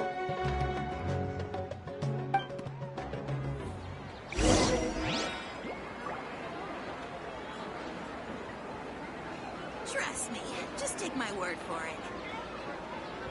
Interested in joining the Light Society? This new shipment of items, they're also ridiculously overdesigned. And so is now.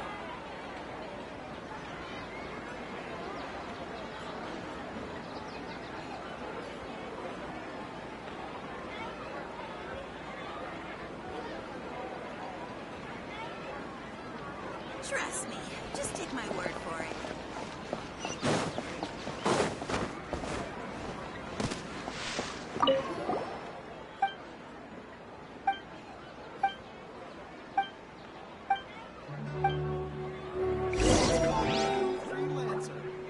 Ad Astra. Thank you for complete. Ad Astra.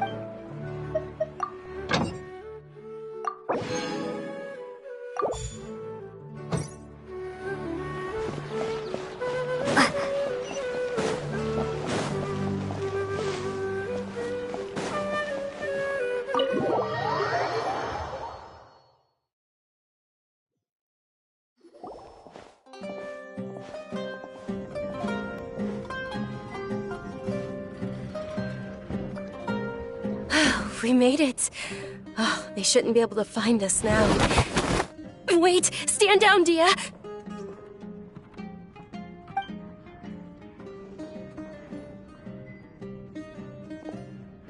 My lady, who are these two? They're travelers that I met on the street just a moment ago. They happened to notice that you were all searching for me, so they helped me hide. I see. In that case, you two should scram. There's nothing here for you. Wait a sec! Who the heck are you? And why are you shooing us away? I'm Miss Dunyarzad's bodyguard, here to see that she returns home safe and sound. My lady, let's get going. You've been gone for so long that your parents are worrying themselves sick. And if I refuse to go with you? It'd be easier for the both of us if you cooperated. But if you insist on not going, then I'll have to carry you like a sack of potatoes. Hey! Dunyarzad already said she doesn't want to go back. Why are you still pushing her? Stay out of this. You don't understand the situation. Sorry, my lady. Even though I'm your bodyguard, your parents are my employers. I have to answer to them. How much? Wait, what? How much more do I have to pay you to become your employer? So you never listen to my parents ever again. Double? A triple? Give me some time and I'll get that much. My lady, this isn't about Mora. I don't know what you think of us Eremites, but let me say this. I like Mora, but I'll never go against my principles. That's why I'm here looking for you. Sure, it's an order from my employer, but my conscience was also telling me it's the right thing to do. And knowing your health, carelessly running around like this is gonna hurt ya. For the sake of those who love you, don't be stubborn. No, you're wrong. I'm aware of my limits and I know what I'm doing. Honestly, the only people being stubborn right now are my parents. And they know perfectly well that it makes no difference if I'm at home or not. They still won't accept reality. And every time I bring this up, they just change the subject. Dia, you've been living with us a long time already. This should be old news to you. Dia, I know it hasn't been easy for Mother and Father, and I'm grateful for everything they've done for me. But there's someone else in this world I'm also grateful to. Because she saved me. The love I have for her is the same I have for my parents. This is my life and my last chance. So I want to do something meaningful.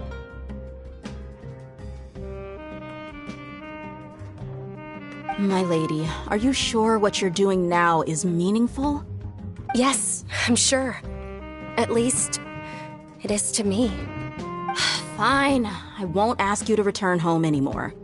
But let me make something very clear. I'm only doing this because I respect your determination, not because I agree with you. Thank you, Dia. Sorry for being so rude just now. My nerves were acting up. And I even brought up your payment in such an offensive way. Don't worry about it, my lady. I did say that I like Mora. Besides, that's our next topic of conversation.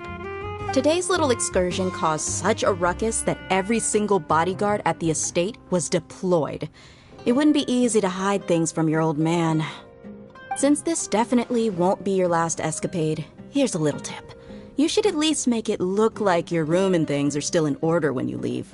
Also, you'll need someone to cover you for when you're out and about. So, I'll let you hire me, my lady. This way, everyone wins. As for the pay, let's say half of what your father pays me. We can settle the bill when we return to the estate. Okay, deal. Yay! Looks like they've reached an understanding.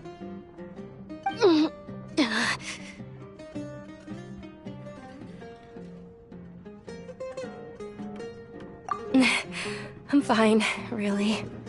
I just feel a little tired now that things have calmed down. My lady, stop trying to look tough. We're already in a tavern, so let's rest up and grab some grub. I'm sorry for worrying you two. If you don't mind, I'd like for you to join us. Sure! After you rest up, we want to hear more about Lesser Lord Kusanali.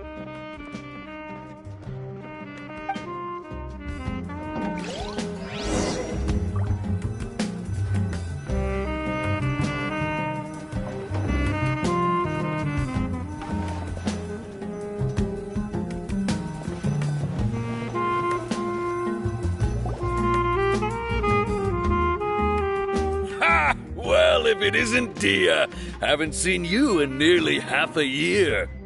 Word on the street is that you're a bodyguard for the Homayani family now. Ha! Don't you find that kind of work boring? Nah, you get used to it. How about a menu over here? You got it. Huh? Isn't this little Miss Homayani herself? We don't get to serve personages like you very often. We'll be sure to prepare our very best. Thank you, sir, but there's no need. I don't have a lot of Mora on me, and I really ought to save as much as I can. But please bring these two the best food you have. They're my new friends, so I want to be a good host for them.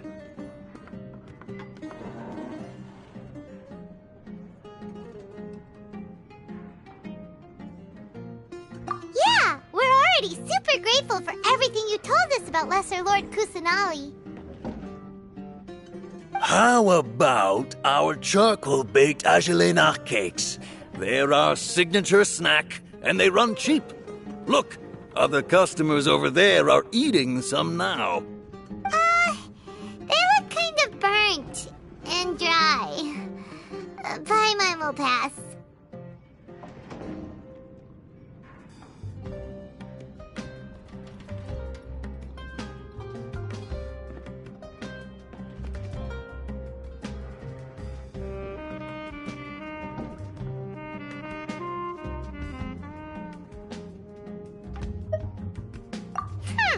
What do you have against my slime dishes? Dunyarzad, we asked a lot of people when we first arrived, and almost nobody was interested in Lesser Lord Kusanali. So, what made you want to follow her? Well, remember when you asked me if I knew how to meet the Dendro Archon? Even though I don't know how, I think I've actually seen her before. Huh? Really? Yes, it was when I was a child. At the time, my illness had kept me bedridden for the better part of a year. I was stuck inside and couldn't make any friends, and my parents did their best to find treatments for me. But even then, the Akasha didn't have any helpful information. My younger self no longer had any hopes or dreams. One flare-up was so bad that I was in a semi-conscious state for several days. Then one night, I woke up alone in my room. I was terrified. My body was paralyzed. Even if I cried, there was no sound. At that moment, an ethereal voice spoke in my mind. Dunyarzad, don't be scared. You don't have to cry. Dunyarzad, don't be scared. You don't have to cry. Huh? Who are you? How do you know my name? How do I explain this? You might not be able to understand, but actually, I know everything about you. Really? Of course. I know that you're scared of thunder, that you hate taking medicine every morning, and that you love counting the petals on your mom's skirt. Wow, you really do know everything. Dunyarzad, is there anything you want? Want? Not really. I can't go anywhere or do anything. Huh? But aren't you a child?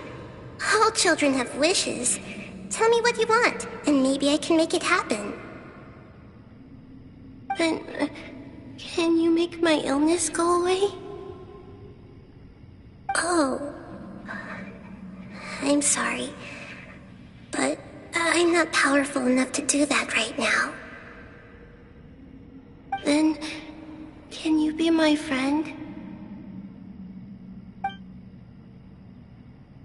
After that, the voice said, "Okay, I'll be your friend." Although my body was suffering during those days, that voice encouraged me and told me many wondrous things. Beyond my window was the flourishing Sumeru city. Beyond the city was a lush rainforest. And beyond that was the wall of Samiel, deserts, and all of Tevat. Once I finally made it through that bout of illness, I couldn't hear that voice anymore. I told my mother about it, but she said that I must have been dreaming. But I know that that voice wasn't a figment of my imagination. Before that, I had never heard of Tevat.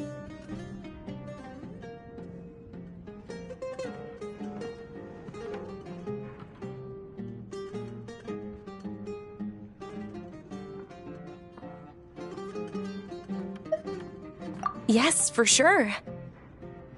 If it weren't for that voice, I would have never grown curious about the outside world, nor would I have learned how to read and enjoy so many books. That voice sparked a desire for wisdom. It had to have been the Dendro Archon. I've been hoping for a chance to repay her kindness. In fact, I was running around today to help prepare the Sub-Zero's festival for her. What's the Sub-Zero's festival? It's Lesser Lord Kusanali's birthday, which was the day that she was found by the sages. It's actually an old holiday that originally celebrated Greater Lord Rukkhadevata's birthday. When she passed away, the holiday eventually became a celebration of the Lesser Lord's birthday. I heard everyone was overjoyed when they welcomed her back to Sumeru. In those days, the festival was a huge deal. But because of the Academia's influence, people have gradually lost interest in the festival. The Academia actively participates in Sumeru's many holidays dedicated to Greater Lord Rukkhadevata.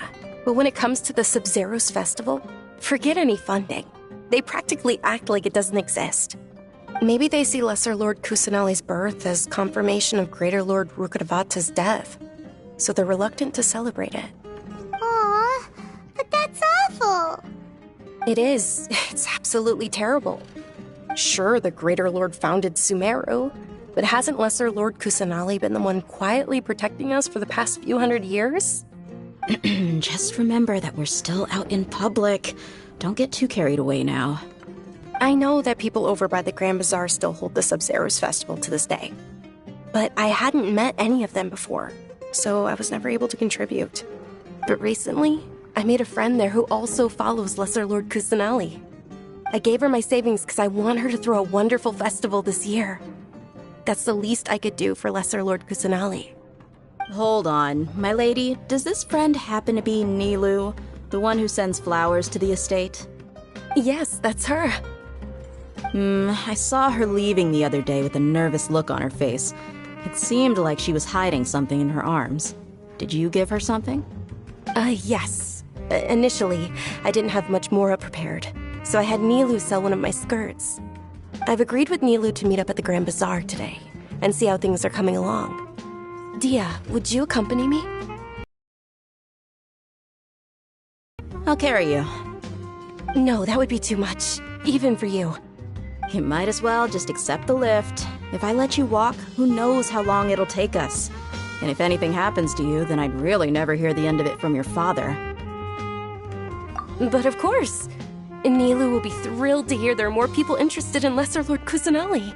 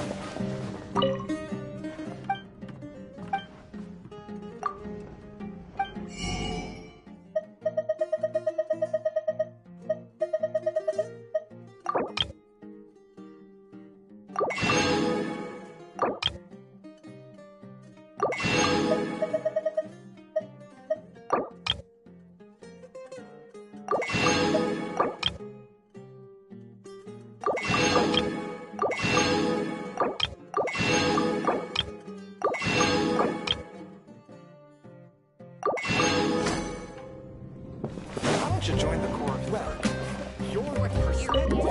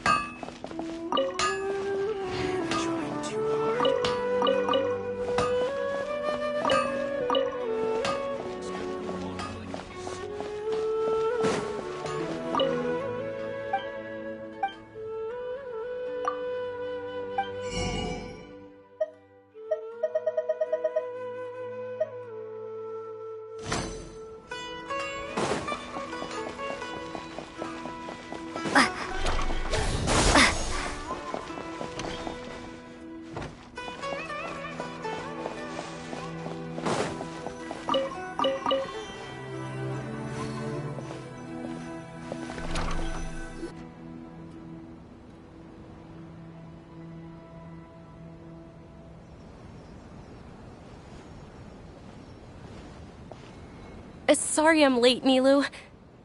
Oh, Dunyarzad. It was taking you so long that I assumed you got trapped at home, but you made it in the end. Uh-oh. But if Dia's here, that means you got caught, right? You could say that, but everything worked out. She's on our side now. Not completely. Oh, and who are these two? Oh, meet the Traveler and Paimon, my two newest friends. They're visitors who just arrived at Sumeru City and are looking for information on Lesser Lord Kusanali. So you're followers from another land?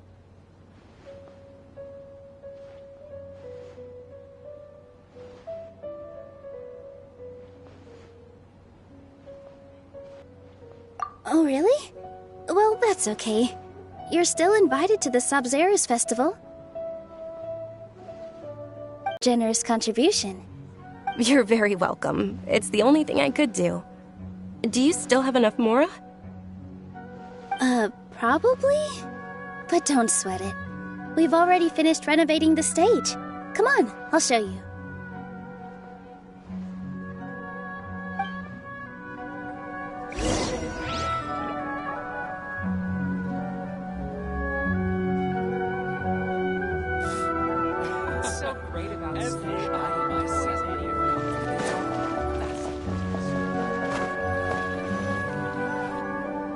Wow! This place is amazing! Not bad. Last time I was here, the stairs were full of holes. The stairs were nothing. A little while ago, we discovered that the tree above the stage had a huge chunk of bark ready to fall off. Mr. Zubair was worried sick. We reported it to the academia many times, but they never sent anyone to deal with it. We didn't want anything bad happening, so we were going to cancel all the stage performances. Oh, probably because it was the theater asking. The academia looks down on performers like us. They probably think it would be best if the theater closed down completely. We can't let that happen, though. Not only would everyone involved in the theater go hungry, but then we wouldn't be able to hold the Sub-Zerus Festival anymore. Thank the Dendra Archon for Dunyarzad. With the Mora she gave us, we hired someone to patch up the tree, and we also gave the stage a much-needed makeover. The stage is going to be even prettier when it's festival time. I can't wait for you to see it.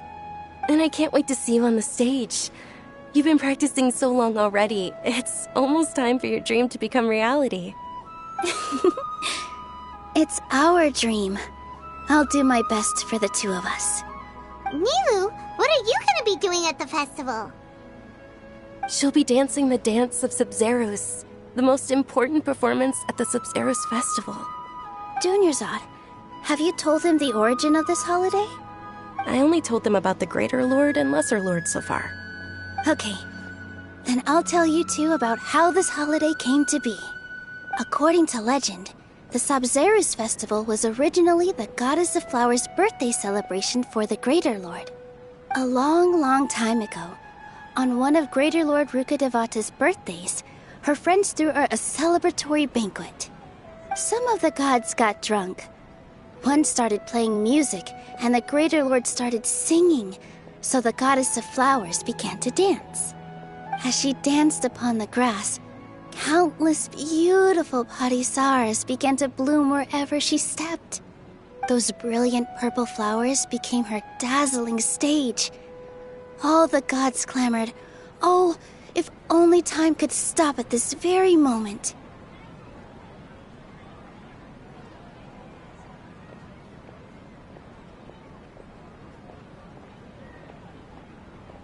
Of course they did. When people mention the gods, they always think of the Archon War. But Sumeru's gods also had happy times. Although they aren't around anymore, they're preserved in our tradition of dance. This outfit I'm wearing is apparently based on how the Goddess of Flowers looked. Though we're just tiny people compared to the divine, we still have to do our best to make sure that the birthday girl feels loved on her special day. Nilou, you of all people will definitely be able to convey our well wishes to the Dendro Archon. I also noticed that you went the extra mile and scattered Padisaras around the stage. They symbolize the Goddess of Flowers, after all. It's just a shame that all the real Padisaras went extinct after her death. Yeah. The Greater Lord brought forth Padisaras in memory of the Goddess of Flowers, but she ultimately could never truly replicate that beautiful purple. Thinking about the Goddess of Flowers dance makes me wish I could have seen it. If my stage were anything like that, I'd be thrilled if I had just 2 real Padisaras on the stage. So, Traveler and Paimon, what do you think? Interested in the Sabzeruz festival? Will you two be coming? All of Lesser Lord Kusanali's followers will be there for her birthday. It'll be a good opportunity for you to learn more about her. Ooh, Paimon thinks that's a great idea!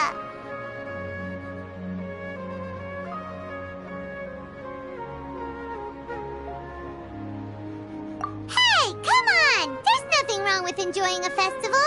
Besides, it's Lesser Lord Kusanali's birthday. She'll be happy to have more people who are celebrating it. So how about we all attend the Sabzeruz festival together?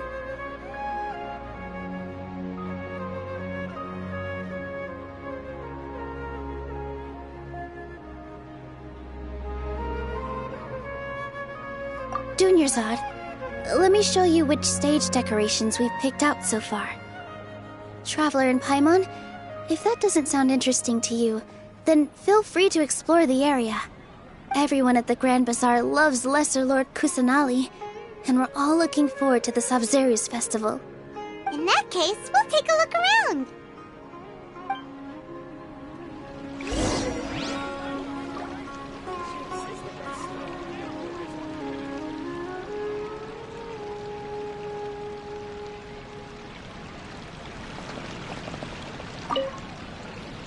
Whoa! What's with your yellow hair? And why do your clothes look so funny? Are you an Outlander? Did you know that the Sabzeruz festival is about to happen? There'll be loads of fun things to do at the festival. But the best part is when Ferris, the Knight of Flowers, passes out candy to everyone.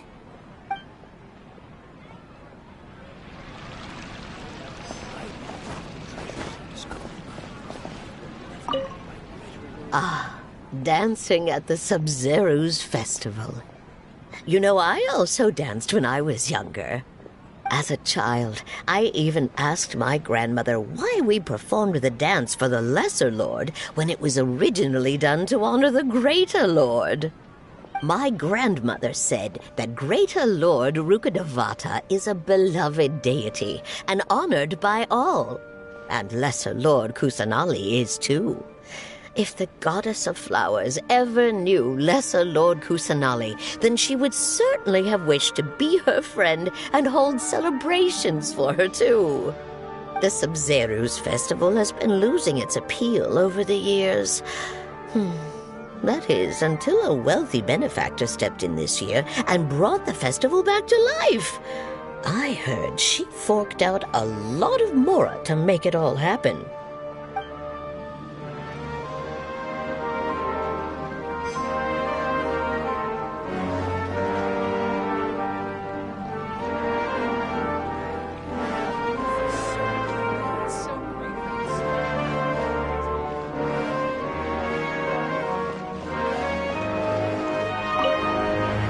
Things are really shaping up, and there's a buzz around the festival this year. We're expecting people from all over to come by this year and buy things during the festivities. Don't be fooled into thinking that Sumeru City has the best of everything. Some festival snacks are only offered here in the Grand Bazaar. And when it comes to musicians, dancers, or singers, the Grand Bazaar's got the best of the best. Sure, those folks at the Academia might not like it, but what's a festival without song and dance?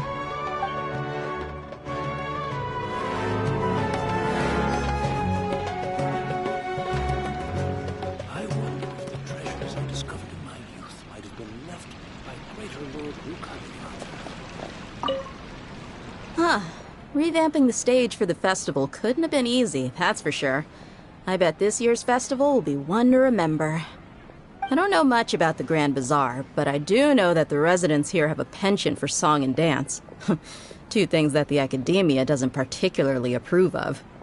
Oh, and the perfume sold around here is a lot better than what you'll find elsewhere. The fragrances are longer lasting and they're gentler on your skin and... I mean, that's what I've heard at least.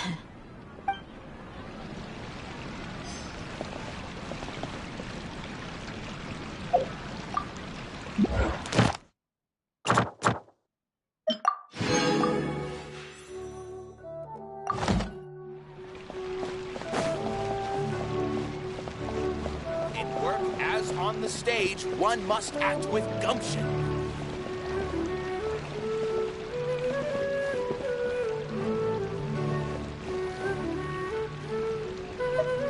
Nilou, your outfit looks amazing. There's also something different about you from when we first met up. I thought I'd add a little extra pizzazz to my dress for the festival. See? Wow, did you sew all that yourself? Uh-huh. Sewing is a fundamental skill for everyone in the theater company because we make all our own costumes. Did you know that Mr. Zubair not only can make costumes, but props too? I've noticed that you can't keep your eyes off this crown. Would you like to try it on? May I? Of course. The legends say that the goddess of flowers had beautiful horns on her head, so this crown was made to reflect that. Dunyarzad, you look absolutely stunning with it on. It's like I'm looking at the goddess of flowers herself.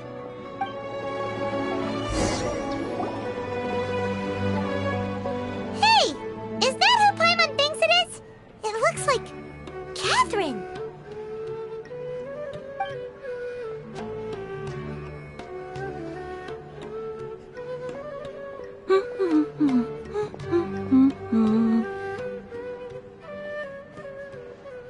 Huh. Come to think of it, Paimon's only ever seen her behind the counter at the Adventurers Guild. This is the first time we've ever seen her taking a break. Hey, Catherine! Huh? Oh, hey! It's the Traveler and Paimon! What's shaken? Whoa. Break time Catherine sure sounds a lot less formal than usual. Paimon was still waiting for her to say Ad Astra Abyssosk. Sure. Standing behind the counter at the Adventurers Guild doesn't require any complicated functions. But saying and doing the same old things over and over again can get pretty monotonous. Like watching the same Fontaine movie day after day. But take you two, for example. You travel across Teyvat to enrich your lives and gain new experiences. Well, we enjoy traveling across Teyvat and all that, but we're mainly looking for clues about her brother. Yes, you should keep searching. sometimes the answers we're looking for aren't necessarily at our intended destination. Instead, they're found along the way. Huh. Haven't we heard someone say something pretty similar recently? Anyways, what brings you out here, Catherine? No, not particularly. I guess you could say that I'm loving the recent atmosphere here. If festivals bring happiness to everyone, then that's where their true value lies. Oh, it looks like it's about time for me to be heading back now.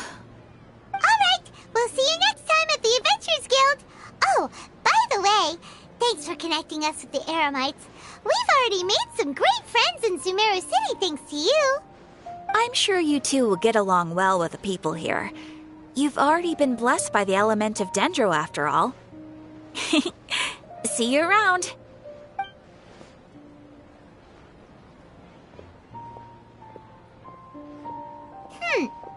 There's something really different about Catherine today. Hey, Traveler. Paimon. Oh, hey, Dia. What's going on? I've got something to tell ya. My lady knows you're looking for ways to meet Lesser Lord Kusanali, and she's been trying to come up with a way to help you. Well, I have an idea that might help. Are you serious? We'd love that! It might not necessarily pan out, so don't get your hopes up too much. I'll need to take you two somewhere and ask someone some questions.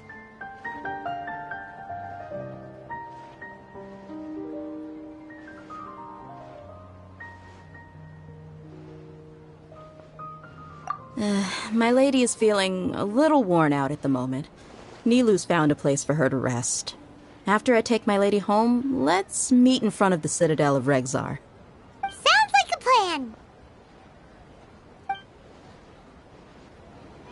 Let's head over to the Citadel of Regzar and wait for Dia! Every item I sell here comes with its own fascinating story. What's so great about Welcome! Get your spices here. We've got all kinds. Great drinks that everyone can enjoy.